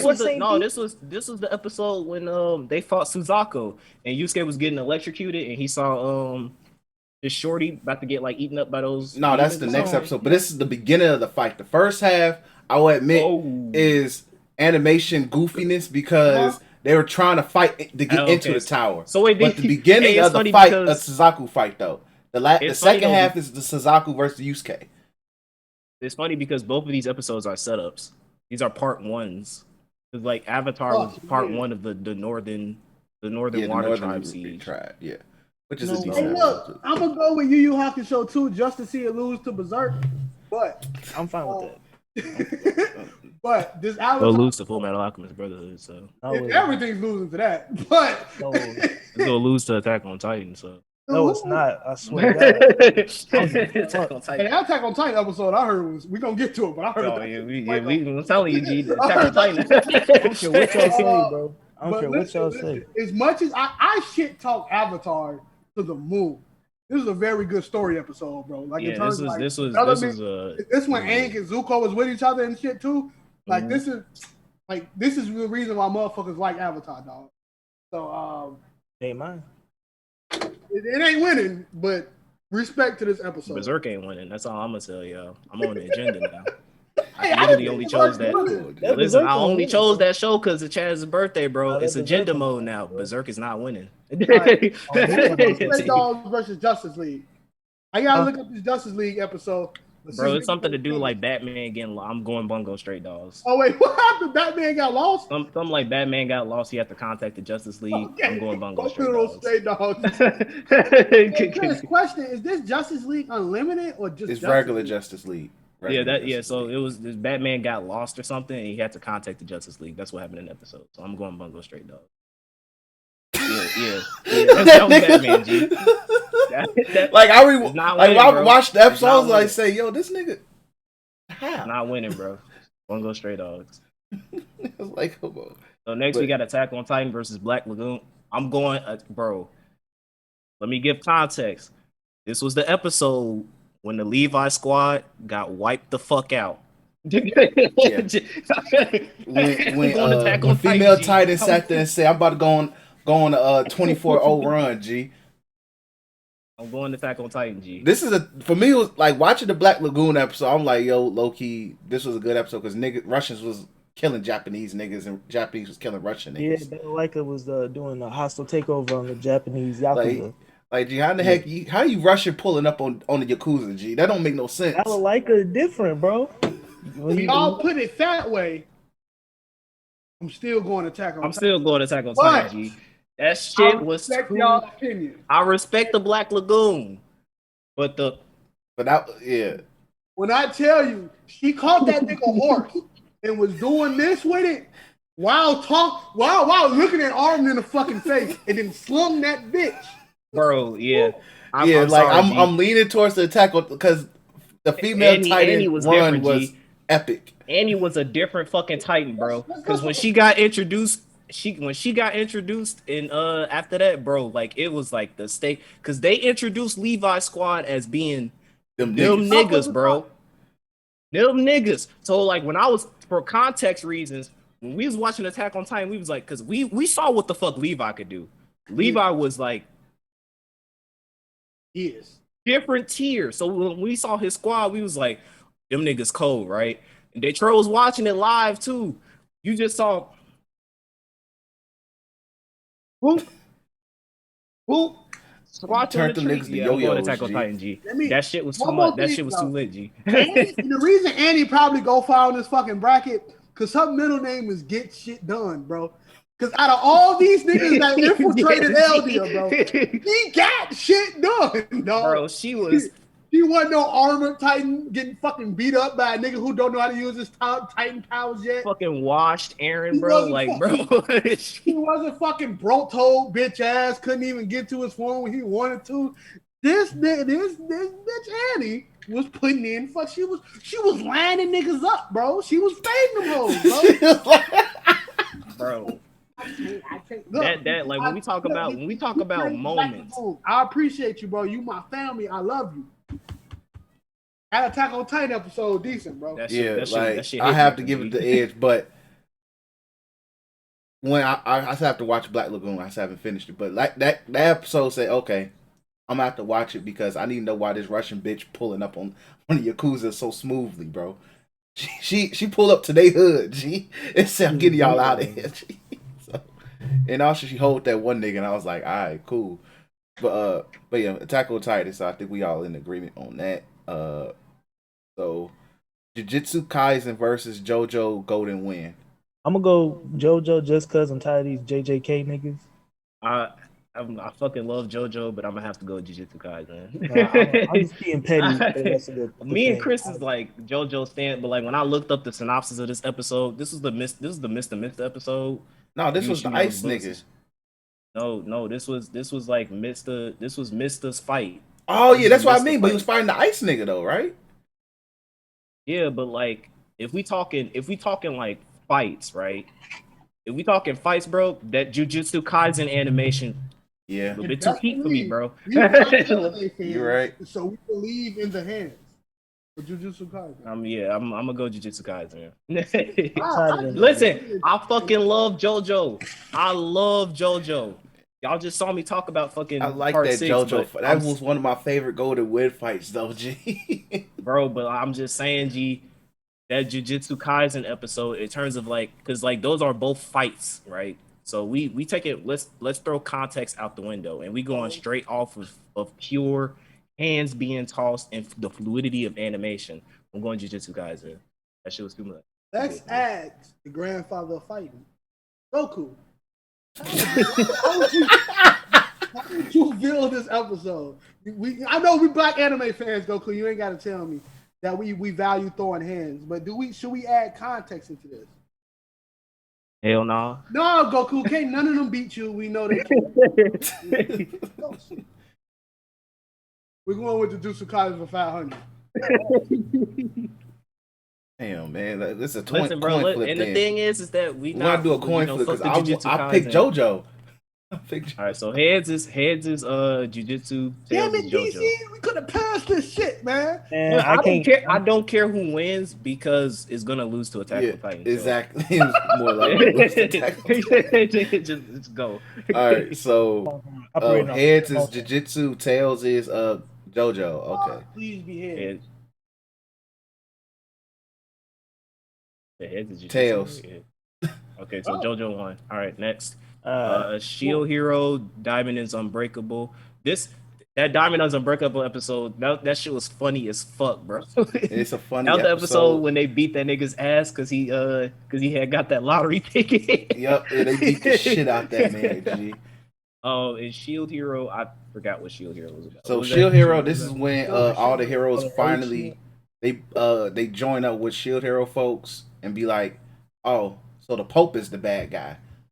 And they realized that they've been influenced by the church of anti-Shield Hero niggas. So, and they fight the Pope. Criteria. Fire animation. Pretty good animation. Was it fire animation? Was there hands being thrown? There were hands being thrown. But JoJo also had a game. Was there a nice JoJo beat the shit out that high school kid. And was there a nice song in the background? Yeah, it was for JoJo. It was. You know JoJo got fire.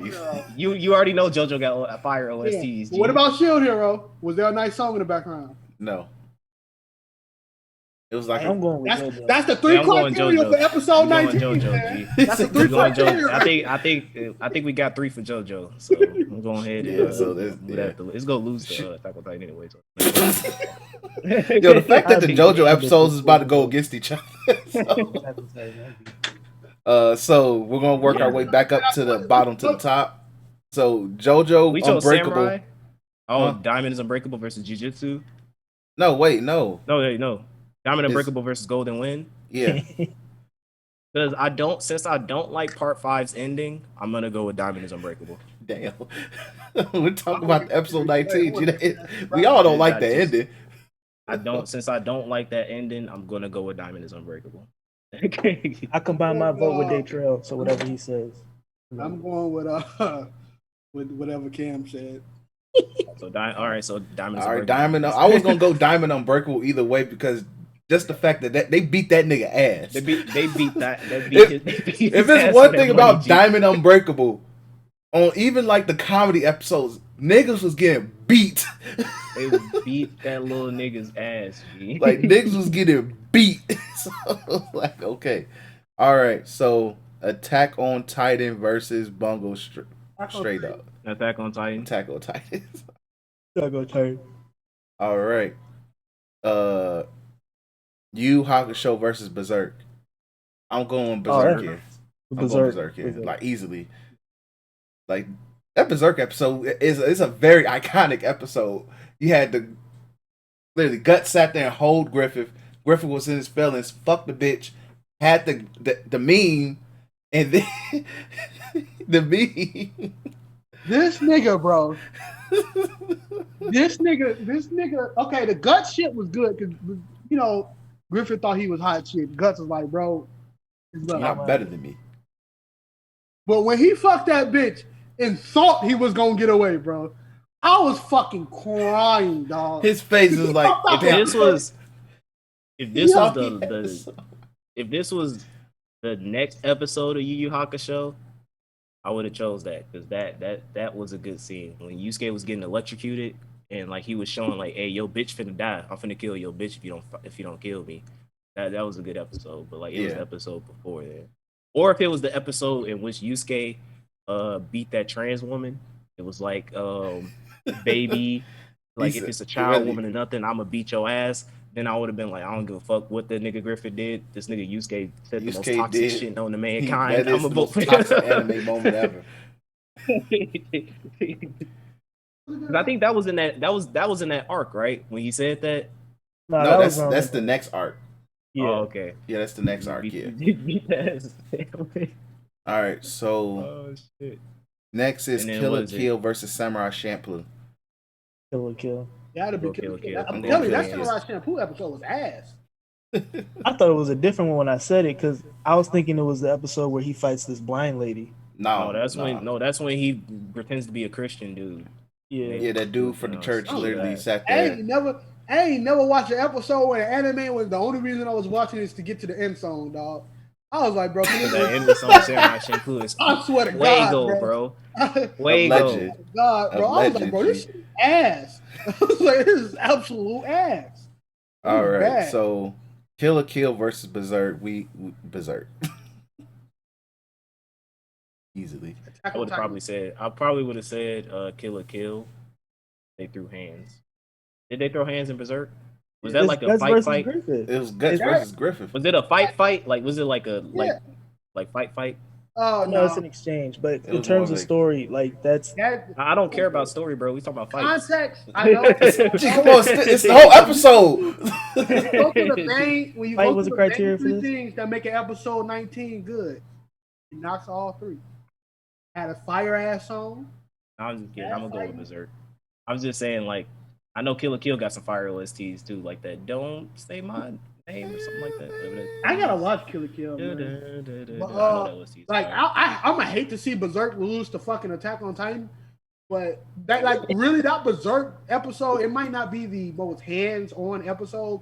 It was a good story episode. Yeah, that shit is a good episode. So probably the best episode in the show. Attack on Titan versus what was it? Diamond is Unbreakable. Attack on Titan. Yeah, Attack on Titan. Hey, niggas getting jumped can only go so far.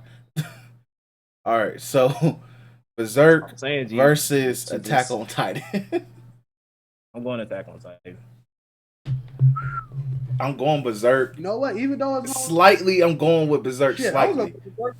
I'm going with Berserk. So. It's like I love the nanny shit. I mean, I don't know why I call it nanny. Annie shit was fire, but gee, it's just the overall episode. Gee, the overall episode of Berserk just. I'm going Attack on Titan because agenda. That animation of Annie running through the fucking forest, slaughtering them niggas, and Levi's face throughout that entire fucking that thing was hilarious. To me, the context. We talk about context too. At episode 19 of Attack on Titan, damn near OST when Annie was. When you saw Eren look back and see that the squad was getting wiped out, when you see Levi look back and see the squad was getting wiped out, Mikasa in the cut, Eren going, freaking Levi going like, "Don't do anything, Eren," and then Eren gets pissed off. He goes back and you see it. It's too much, bro. It's too much, G. Like I know Berserk won, but that Attack on Titan episode is different. And if we getting toxic and talking about animation. Man, I agree. I agree. Off the fucking park, bro. No competition. But I agree. It's just the culmination, and then just the fall of Griffith, G. For me, it's the slow fall of Griffith, G. Because it's just like that man really thought pussy was gonna make it better. Hey, Roy Mustang had the the episode was the fall of Roy Mustang's character. So let's go ahead. Berserk versus Full Metal Alchemist. Okay, Full Metal Alchemist. No competition, G. Look, and out of me winning another bracket with my favorite character, and now my favorite. About Goku, because the first one was. Look what's coming in the mail on the 8th. Listen. Perfect crescendo. Listen. No, it's just everything that y'all just said about Berserk, Full Metal Alchemist did it 1,000 times better. Can we agree on that? Look, That episode, that Berserk episode. with that Full Metal Alchemist, G. Hugh's death. Roy finding out that Lust had a part to do with Hughes' death, and the way they set up Hughes' death, the way Hughes died, the way that he had an impact to Roy's character. Roy, when he was at the fucking grave and it was raining, and he said it wasn't raining, and he looked to his Lieutenant Hawkeye, he was like, "Is it raining?" And then she was like, "Yes, Lieutenant, it's raining." When it wasn't fucking raining, he finds that out. Fucking Al puts the fucking wall over her and Hawkeye, and you just see him. That man literally He went said, mean with he it, said, rock he with said, it, you G. can regenerate. I'm gonna keep doing this until you fucking die. And he did that. You can't beat that, bro. You can't beat that. Like both stories, stories of the episodes really hit. But it's just, and this is gonna fall for me. It's gonna be more alone. Like I felt the moment of Mustang getting his vengeance a little harder than Guts saying, "Nigga, get the fuck out my way," so I go home. Can I have my little spiel? But I let DC. You might be able to sway me. You might be able to sway I me. don't care about swaying at this point. I'm just gonna get my shit off. Yeah, bro. I'm not saying that the moment with Colonel Mustang. Why did I say Colonel Mustang? Roy Mustang and Lust, that did hit. That got my emotions. But as I move forward, when I think about Full Metal, that is one of the moments. But there's other moments I like more than that. So in terms of emotional gravity, it compared to what Berserk did, because that's not only just emotions. I'm a story dude, so I'm gonna just say it. That's amazing. Like when you talk about parallels, like when you talk about like the conversation Roy had with the "Is it raining" stuff, the Griffith stuff, and Guts. Guts had to fight Griffith to. Griffith wanted Guts to be on the Band of the Hawk. He's like, "You're mine. I own you. You lost your rights to being, having your own. Like you're not free unless I tell you to be free. You're not free." And Guts, before this episode, Guts was like, "Everybody has a fire they bring to the camp. I don't have a fire."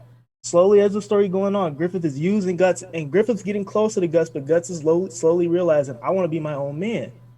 And Griffith was like, "Can't be my friend unless you have your own dream. I see them as an equal." So Guts challenges him. And initially, he wasn't even trying to do a fight. He was trying to leave. They all meet up in the snow. It's like poetic, every level of it. And I don't know. That's good too. All I'm gonna say is this: the last words that Hughes said to Roy Mustang is like, "I think the next time we meet, I'm gonna be Brigadier General," or something like that. And the next time that they met at that graveyard, they promoted him to Brigadier General. I'll say this though. You watched that episode with Berserk. The scene where Griffith's sword snaps and Guts is like, "You'll get over this," and that OST is playing. And Guts is walking off. Wasn't they play? I think they played for Full Metal Alchemist. They played the OST, the one OST that when Ed was talking to God. No, not that one, but the do do do do do do do. Okay, let me do this, right? Let me do this. All right. So, because this is hard, because this is my 1 and 2 going against each other. Literally, I eat regardless. Let me tell you that about it. But this is my 1 and 2 going against each other. Now, in terms of action, of course, Full Metal Alchemist got it down pat. And it's heavy. Berserk shit, the reason I think Berserk shit comes slightly below is because as much as it's an impactful episode, DC, and let me say this, you just laid that shit out perfectly, my nigga. Perfectly. As much as it is an impactful episode, what killed Yu Yu Hakusho is what kind of make this 1 point off is that it is a setup. It's a setup episode for what the end is going to be, right? The part 1 with the eclipse and shit like that. Okay, it is a setup to the eclipse. You're right. It's a setup. I honestly think. What y'all saying? It sounds good. I say that it's a worthy second. Yeah, It's a like, worthy. I Well, think it's a worthy third because in terms- remember we in fight. terms of- We in fighting terms for of second place. grandiose all, episodes. all of these is fighting for second place. It's not Demon Slayer. Just realized that. Oh, yeah. Read the fine print at the bottom. P.S. Demon Slayer still has the greatest episode 19 ever. I hate that. Y'all gonna make me hate that show, bro. But like in terms of, I honestly think in terms of greatest episodes within a season, episode 19 is probably the best episode of Berserk. No cap, right? While that's not the case for Full Metal Alchemist Brotherhood. But in terms of what makes the episode 19, you know what I'm saying? Clean animation. Because that was episode 19 for Full Metal was like this, because that was the first episode that a homunculus died. Yeah. That we saw them kill. I think just for like, hey, imagine everybody that's listening. This is a fucking meme bracket. We memeing the shit out of episodes like these, bro. That's the reason that disclaimer is at the bottom, right? So what I mean by this is, when Mandra, I didn't watch all of this shit, but I did have a criteria. It's the fucking OST, the fight scene, and the animation. Oh, remember episode 19 had the near. Look, okay. But like, it's those three. Now, necessarily Berserk didn't have that, but you could throw a flashback thing in there too. But I fucking hate Demon Slayer, so we're not doing that. But it's those three things in which that episode 19 of Full Metal has that Berserk don't. But in terms of better episode, I'm going with Full Metal Alchemist, by the way. But in terms of better episodes, I kid you not right now, that Berserk episode is better than everything on this fucking list. In terms of like written fucking episodes, and what for a fucking setup episode, that shit did things to me. I was there, bro. I was there. I saw the mountaintop. But in terms of episode 19, as convoluted as we say, like I said, it's fucking memeing. That motherfucker. And we're fighting for second place. The Full Metal Alchemist Brotherhood is a rightful second place. But I want to do something. I love this bracket, right? It's memeing. And you know what one is one. But I really want to do this by this time next year. I kind of want to have it that, and it will lead on me actually watching shit. But I want to have a bracket of the best episodes of all time. And that's when we can actually have a legit talk about episodes, breaking down stories, character development, I'm telling you, bro, and all that type of shit. And then like as I continue to watch more, we can actually episode together with Ed. Yeah, episode with Ed. Full Metal Alchemist got a lot to choose from. Full Metal Alchemist got the Ed and Hornheim. The Ed and Hornheim meet up. Wow. The fucking final episode of Full Metal Alchemist Brotherhood. Punching God in the face when he said, "Hey, what you gonna give up?" And he says, "This," and God smiles. Man, Full Metal Alchemist Brotherhood got a lot. Naruto got a decent amount. I'm pretty sure Haku for watching Cam fucking every day, watching that shit got a lot. Berserk, I just said it has one of the best episodes I've ever seen in my life, right then and there. I challenge myself to watch more. I know Code Geass got some crazy ass episodes. Definitely do. JoJo is a fucking phenomenon. One Piece got some good episodes. I probably won't watch it though. Too much. Like we're not even gonna put Bleach on the list, but I'm pretty sure we're gonna have some shit that's gonna be like it's gonna be a very toxic list. It's gonna be toxic, but I think it's gonna be toxic in the sense of like it's going to be some good dialogue. It's gonna be some really good dialogue. And I'll probably watch Berserk. Maybe. I would say do not watch that 3D shit, bro. That will please don't. Please. No, that was my first introduction. That was my first introduction to China. I'm like, oh, y'all probably what's up. watch it. It's not even. But like y'all know, like I'm gonna say it like this off the gate. I don't care much for like the kind of the purposely dark shows. I'll put it like that.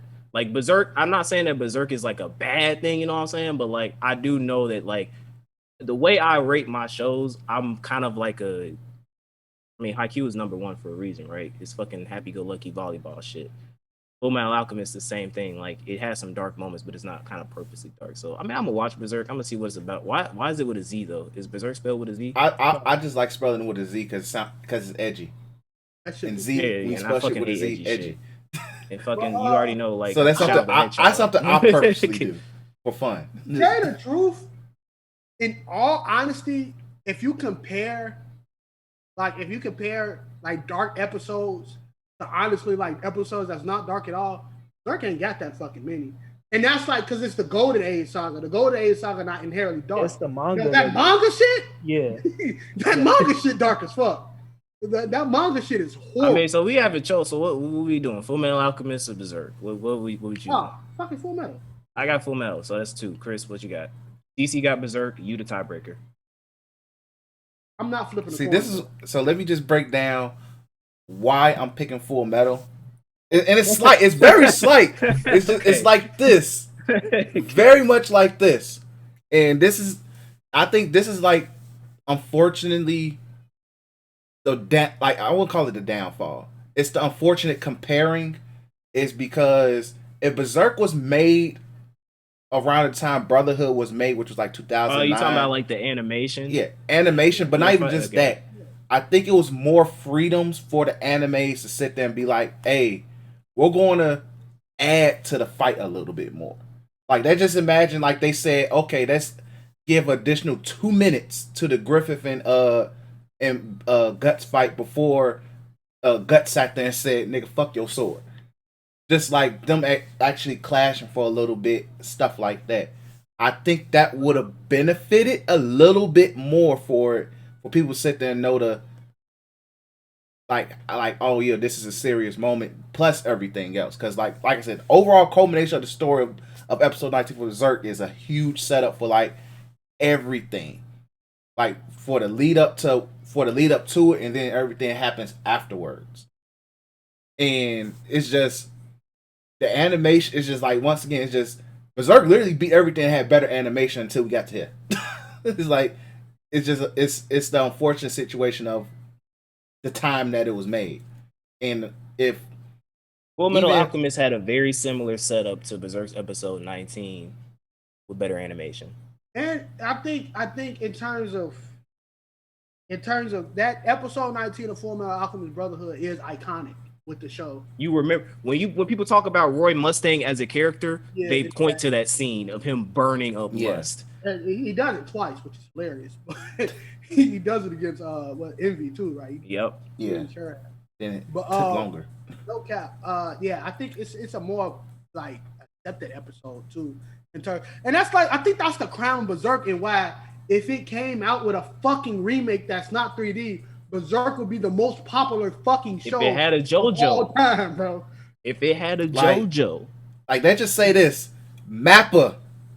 If you have nothing to do, fuck Mappa. No, not Mappa. On the case. No, hey, no. This is what you do, case, bro. No, this is what you do.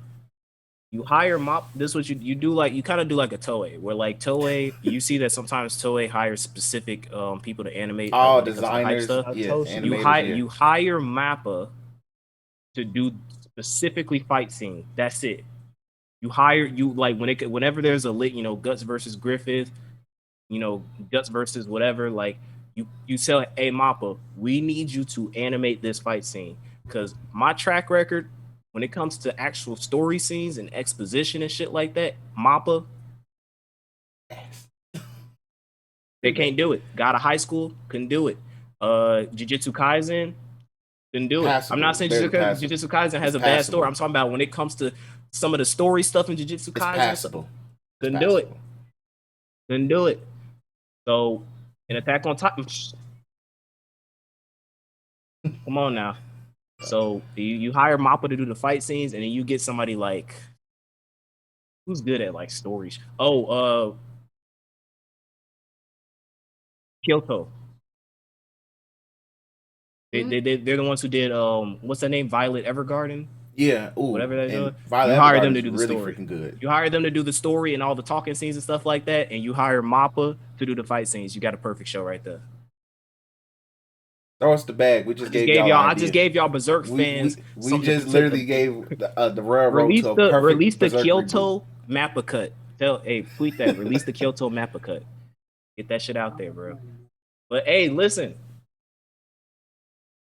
I let it be known that I did vote for Berserk over Haikyuu. So I gave y'all Berserk fans a bone. I gave y'all a handicap. But that also activated the agenda, and Full Metal Alchemist Brotherhood won. So I won in the end. Just like last time we'll go. And like I said, it's like for me, the main thing was just the unfortunate fact that literally that Berserk episode's powerful. It hits, it's powerful as shit. I eat, like I said, I fucking eat regardless. It's fucking Demon Slayer. I don't give a fuck about that show. I eat regardless. But bro, I don't think I'm gonna get some sleep tonight. I'm gonna be thinking about this shit, dog. I really am. It's like even for me, it's just like damn, because it's like you can't go wrong with either one. DC changes the thing to victim. It always happens, bro. Listen, it's a certain bracket, it's a certain check, it's a certain thing that activates my agenda mode. It takes a little bit of the Goku to activate the thing. Fuck this. It activates it activates the agenda. And it happened to get because DC and Detroit, y'all both have not watched Haikyuu. That's another thing that made Berserk win. Watched the fact DC, did you start watching Haikyuu? Like I didn't give a fuck about. Like I'm just saying. No. I'm saying because remember last time when we was talking about Lelouch, and you went and watched Code Geass, and he was like, bro, this shit is amazing. I'm just saying, next year, when y'all watch Haikyuu and y'all watch them episodes and y'all see the moments, G, I'm just saying. There's no amount of Haikyuu I could watch that'll ever make me put it on Berserk. I'm not saying you gonna put it on Berserk, but it wouldn't be it's like more of a an easy respect like. thing. It's like Again, like you said, like I went back thing. and I saw Code Geass and I was like, damn, this nigga Lelouch is cold. It's one of those things where it wouldn't be a Berserk watches Haikyuu, like Chaz put in Twitter, right? Like he like Chaz put I'm not saying anything good. Shout out to the homie Chaz Stream Sacrifices, and it's his birthday today too. So wish that nigga a happy birthday. But and to just sacrifices to put the serious mode on, right? The serious trolling mode, to just say that like just to call it like a motherfucking volleyball anime, and if you vote for it, it's retarded. A little bit. I know he's kind of joking, but it's a little bit ignorant, right? It's kind of like, damn, bro. Like, I mean, it's not ignorant because to a degree. No. I'm saying like if you read the context, and he said if you watch, he said I saw what he said. What I'm saying is that like if it's your favorite show, and no matter how much as much as you dissect it, like if someone said One Piece as a series and put like Code Geass next to it, I'm gonna be like, I don't give a fuck. Yeah. But you saw I was like, bro, I'm gonna vote for Berserk. I fucking love Haikyuu, but I'm gonna vote for Berserk because I know that like that's the god amongst anime. So I'm gonna vote for Berserk, even though y'all know because I voted Haikyuu as my favorite anime of last fucking year. So I could have did the same thing, but I said, you know what? I'm gonna vote Berserk because I can see that like, listen. Haikyuu's episode 19, if we talking about setups, it set up Oikawa, and Chris knows that nigga Oikawa, as far as the story, as far as Kaguya's character, as far as everything, was a fucking perfect episode because it set up the team that would later on make the main volleyball team of Karasuno them niggas, because it was like, hey, volleyball is a sport where volleyball is a sport where you do blah, blah, blah, but the game ends when the ball drops. And that's what Oikawa did to them, bro. So we talk about setups, we talk about all this stuff. I'm just saying, with the context, because I didn't explain it. Everybody, Chris, Daytrail, and you were talking about how amazing Berserk's episode 19 is.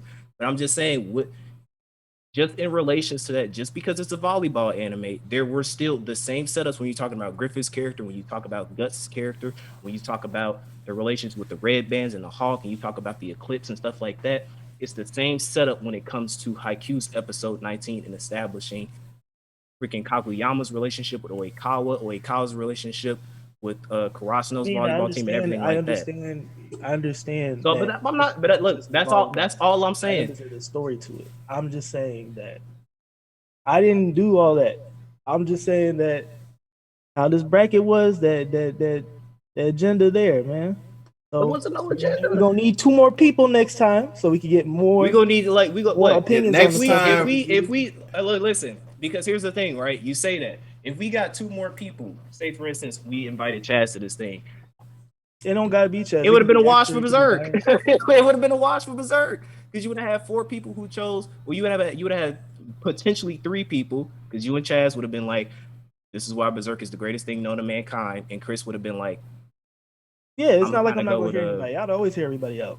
I never troll. The only thing I trolled today was the One Piece shit. So Well, Yeah, I the know. One Piece wasn't trolling. That was fact. that One Piece one. no, I'm biased. wanted I know Zoro I'm to win. ignorant with the Zoro stuff. I 'Cause wanted Zoro to win because I kind of wanted. I low key wanted One Piece to win this whole thing as like a joke to the Zoro fans. It's just like I'll throw up. even if it won, it still would have been number 2 I get because it. Demon Slayer. Demon Slayer still has the GOAT. That's why I wanted One Piece to win the grand. That was low key my hidden agenda. But I always wanted Full Metal Alchemist to win. So it was a good bracket. I have an idea though, because since we're talking about fan bases, I think another perfect bracket would be a bracket of the worst fucking communities when it comes to anime, video games, and manga. I think that And would comic be a books. good Let's throw bracket. comic books in there too. Comic book, like we just One Piece, fucking Fairy Tail, fucking My Hero, Demon Slayer, DCEU like fans. all these different fan bases. We just pit them up against each other, and we just see which one we're fighting for. Which one is the worst community of all time? I think that'd be good. I think That'd be hilarious. That would be hilarious. What just do for fun. But yeah, regardless, this is just our opinion. We all have different takes when it comes to regardless. And the thing is, this is Black Otakus as a collective. This isn't our individual opinion. Exactly. Because DC has Berserk, Petro has Full Metal Alchemist. Chris, what would you have? What did you have in your bracket? And no, fuck y'all. It's G Gundam. I'm just playing. But no. You didn't even tell us what episode 19 of G Gundam was. But no, that was just me being silly as hell. That was just me being silly. But no. You didn't even tell us what G Gundam's episode 19 was. But no, the episode of that was pretty much it was damn shit. What was my man's name? You don't even know. I forgot my What man's was name. what was your episode 19, bro? But anyway, but mine's would literally watch this thing. Mine's will probably flip between Full Metal and Berserk. It could be 1A, 1B, either or. I'm saying. Like I said, literally, I could flip it up in an instant. But like, if we was to do great, if it was just simply best episode ever, I think Berserk. Yeah, I think would've- Berserk rocks this whole list, bro.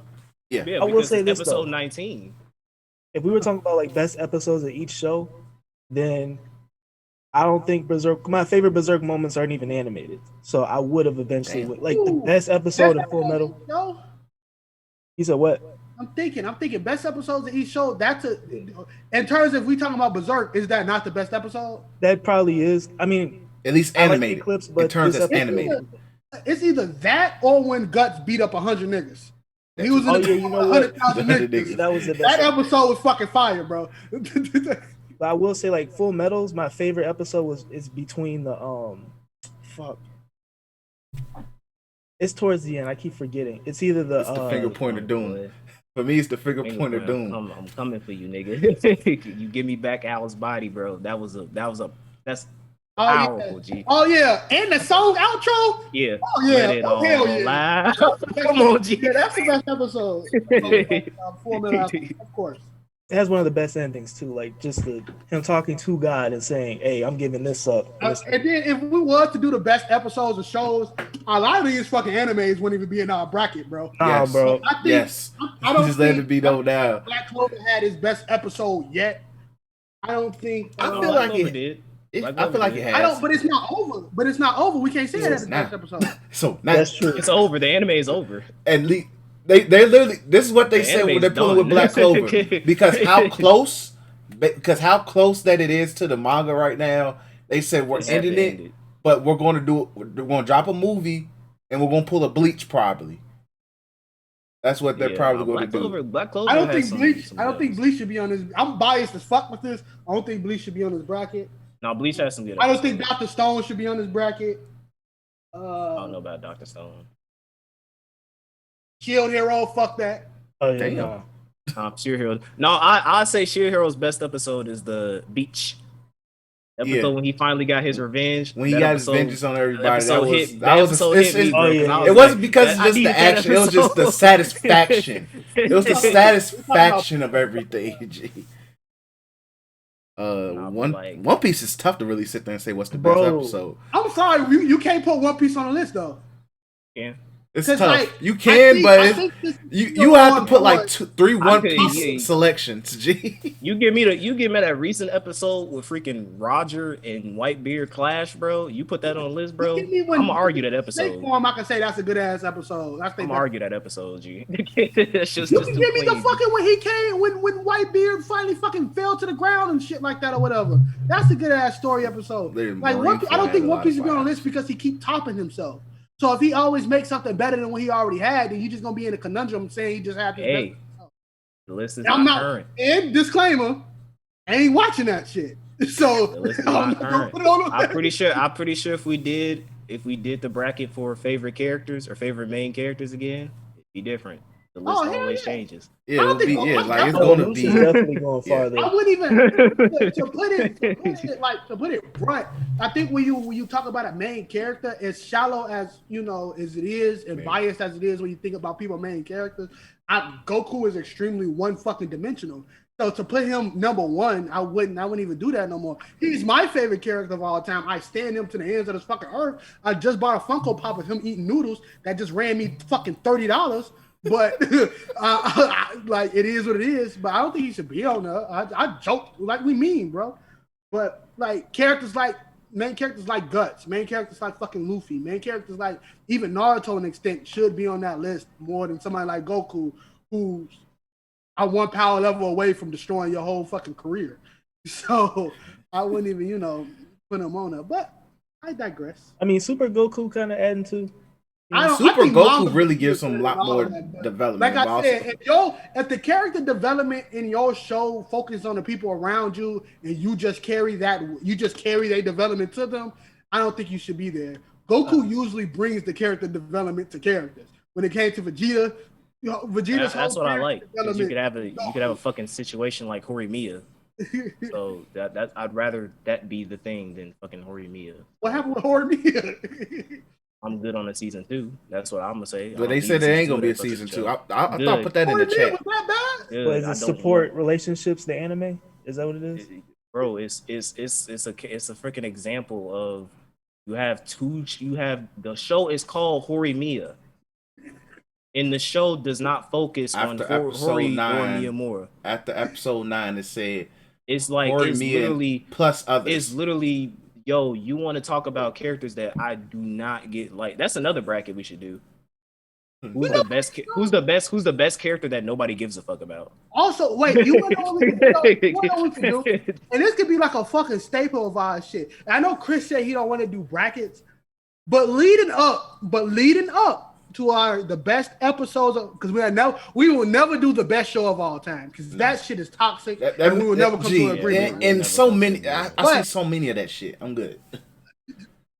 But like, if we could do a bracket at least bi-monthly of some of this shit, like the worst episodes of all time, the worst main characters of all time, excluding Goku, the fucking what Cam just said, non-existent motherfuckers. Or we could do lists of shit. Go back to the old days of Black Otakus of the culture. Toxic fan base. Match day. Toxic fan base would be hilarious. You imagine us arguing about which one is the most toxic fan base? Toxic fan base. I'm going straight my hero for the dub. We just go. Hey, look, me and DC go argue One Piece, bro. We go argue One Piece, bro. They have me sleepless, bro. That's how toxic. DC looking at his phone, looking at Discord like. I'm going my hero because the own creator fueled that nonsense. Bro. Oh, he did though.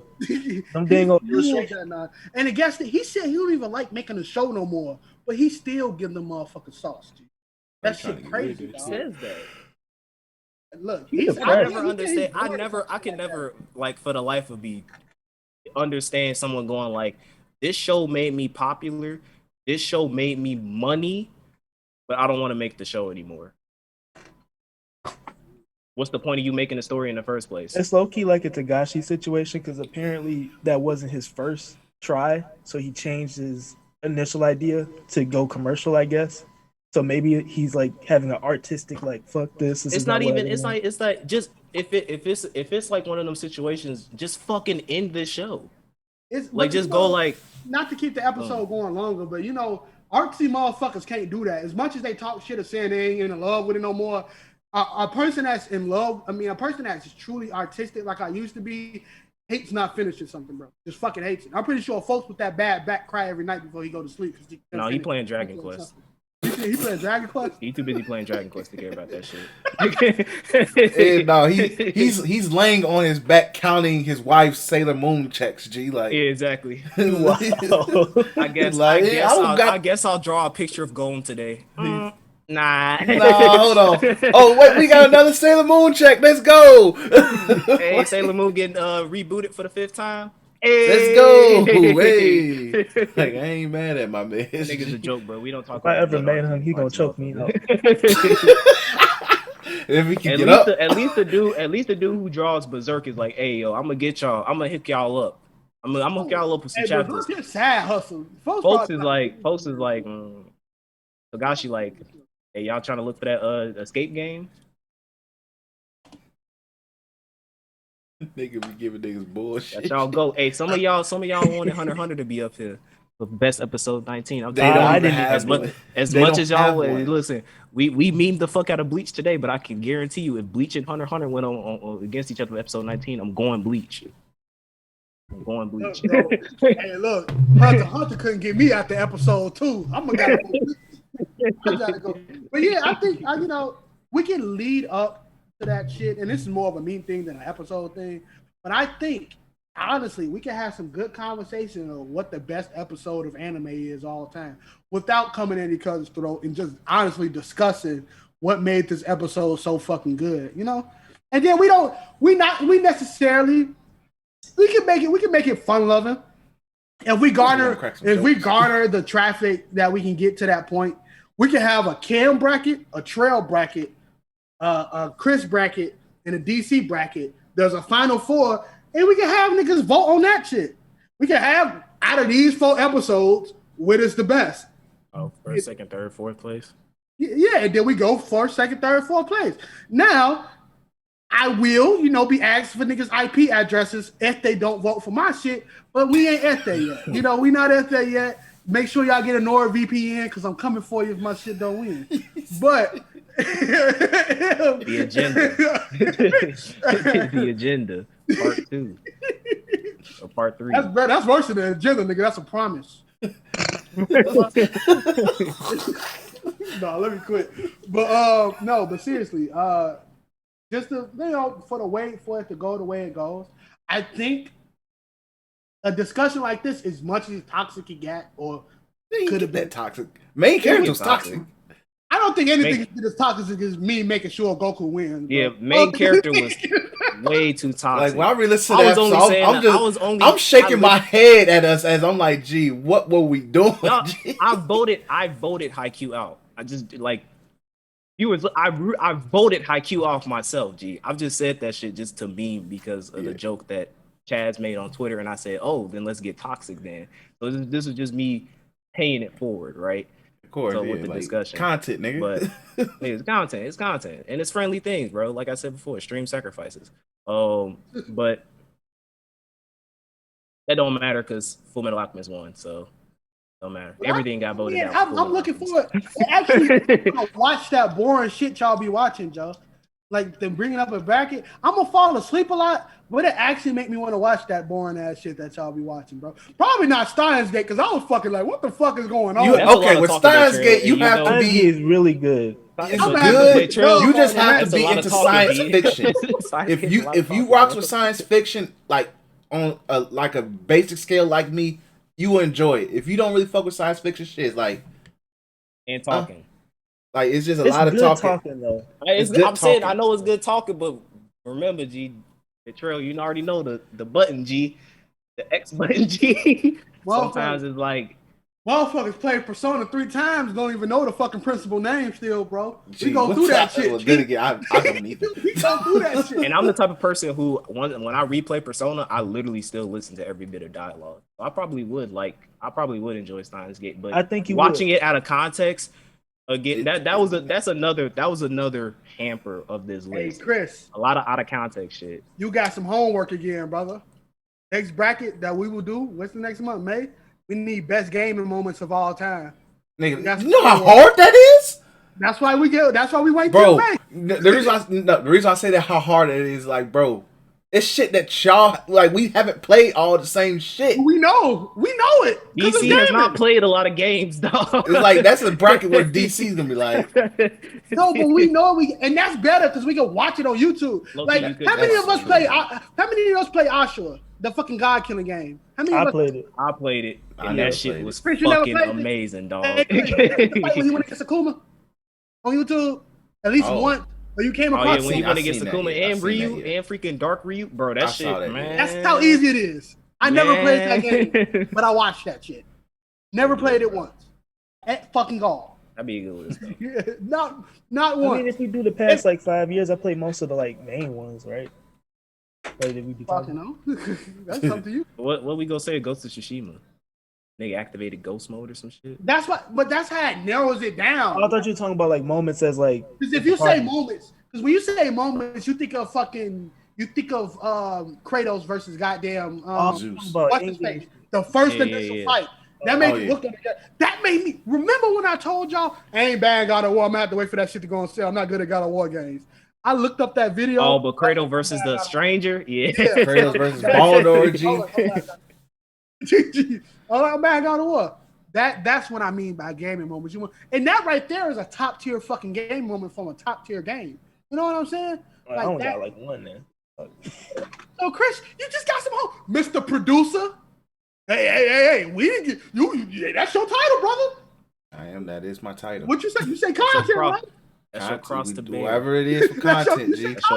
Whatever it is for content, G. That's your cross to bear, bro. Hey, bro, when you out there helping motherfuckers move, just be thinking, oh yeah, that's a good gaming moment. Let me write that down.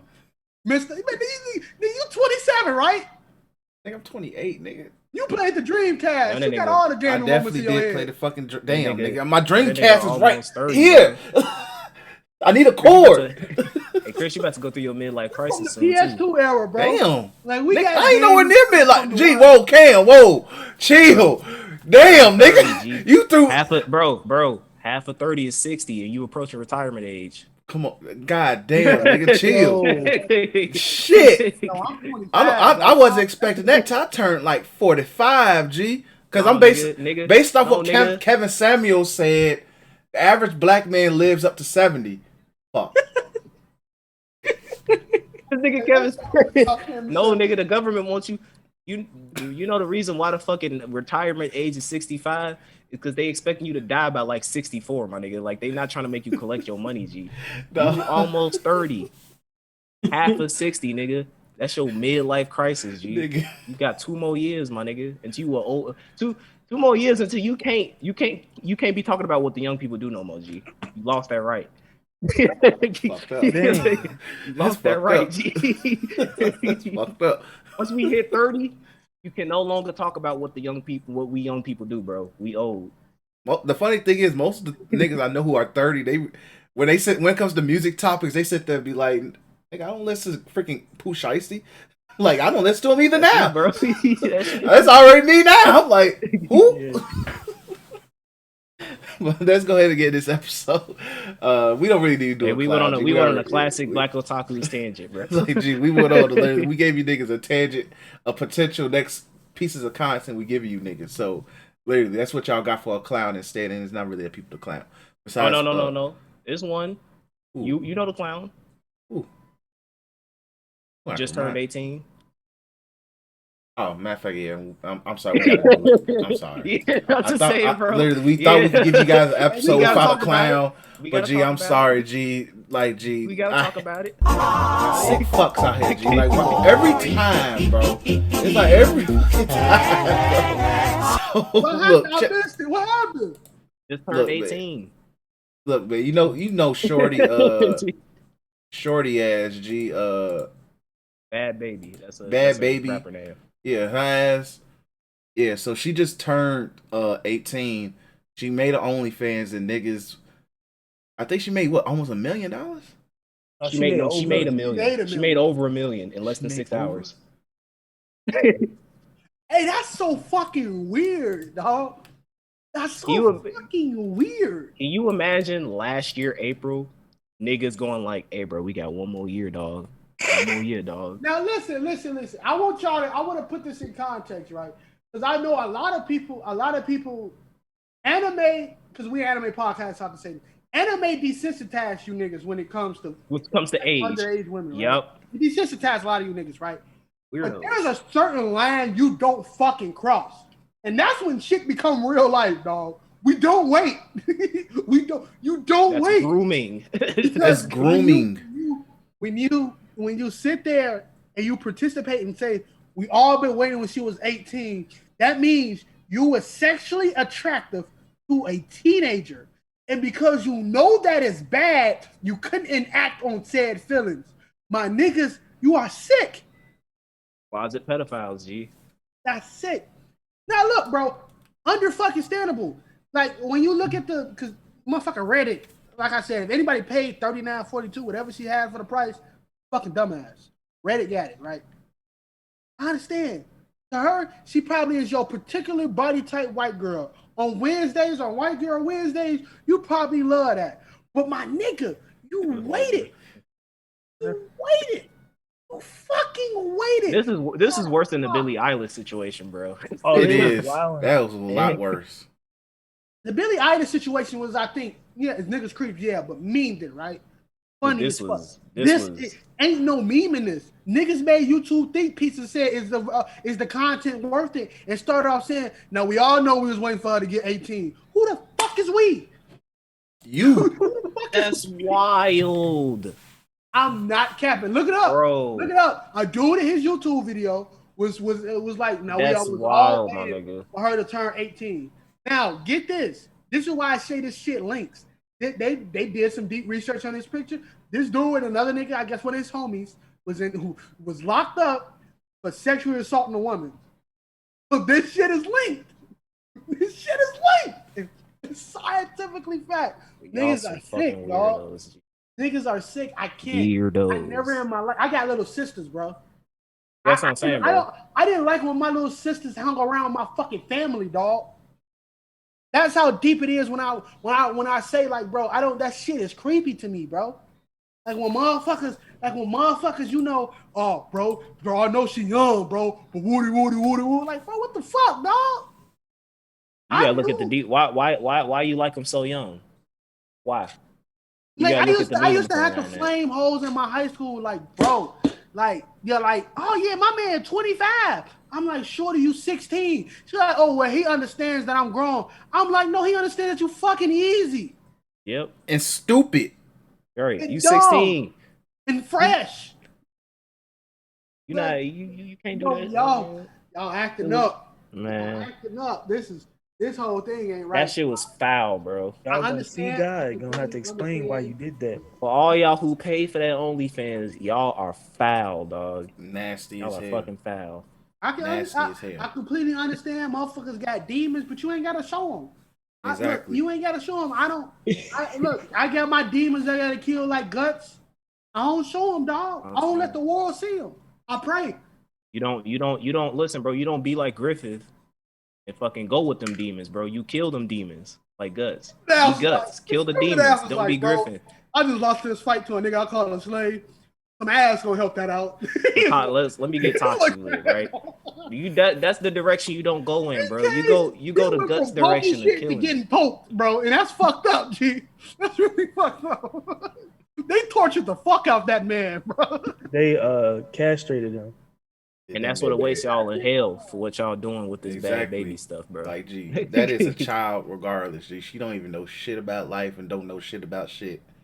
and you niggas lusted after her And y'all in enabling privacy. it. Y'all severely enabled her, bro. Y'all gave her $1 million, bro. She earned $1 million in less than 6 hours of her saying, "I got an OnlyFans out." What do you think that does for her? I'm not mad at her I'm because gonna try this again. Get your bag. I'm not mad at her because it's a bag for her.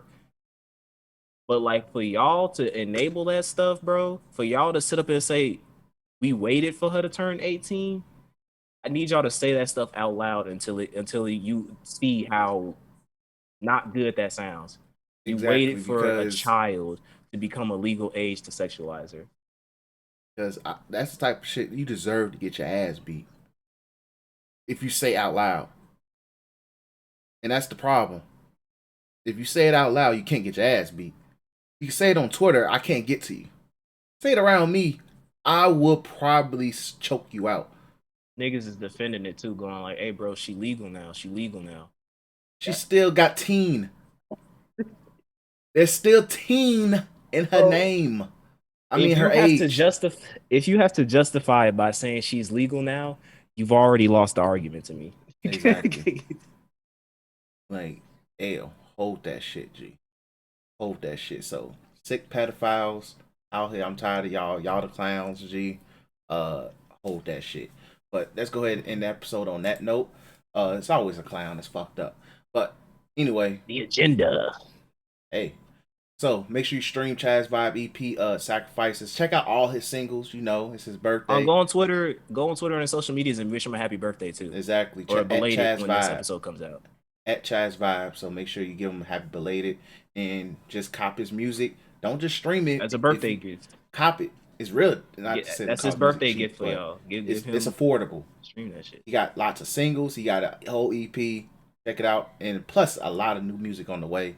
Trust me, I'll be in the studio session, so I just have it in the cut. So hey. But and then also, watch Berserk too. And watch Berserk to let them know Berserk is the GOAT. And also read it. You appreciate it more if you read. Make sure you also search You Tweaking Media on Teespring. Cop the merch. We need them sales. Also, make sure you like, comment, subscribe on YouTube. You're on the listening side of teens. Make sure you like if you can, comment if you can, because I know these streaming services are different. Whatever. Subscribe and share. SoundCloud, Spotify, all that good Google, shit. Apple Podcasts, all that shit. Wherever it's a podcast, we there. So make sure you do all of that. We appreciate you guys for listening, and peace. Peace out.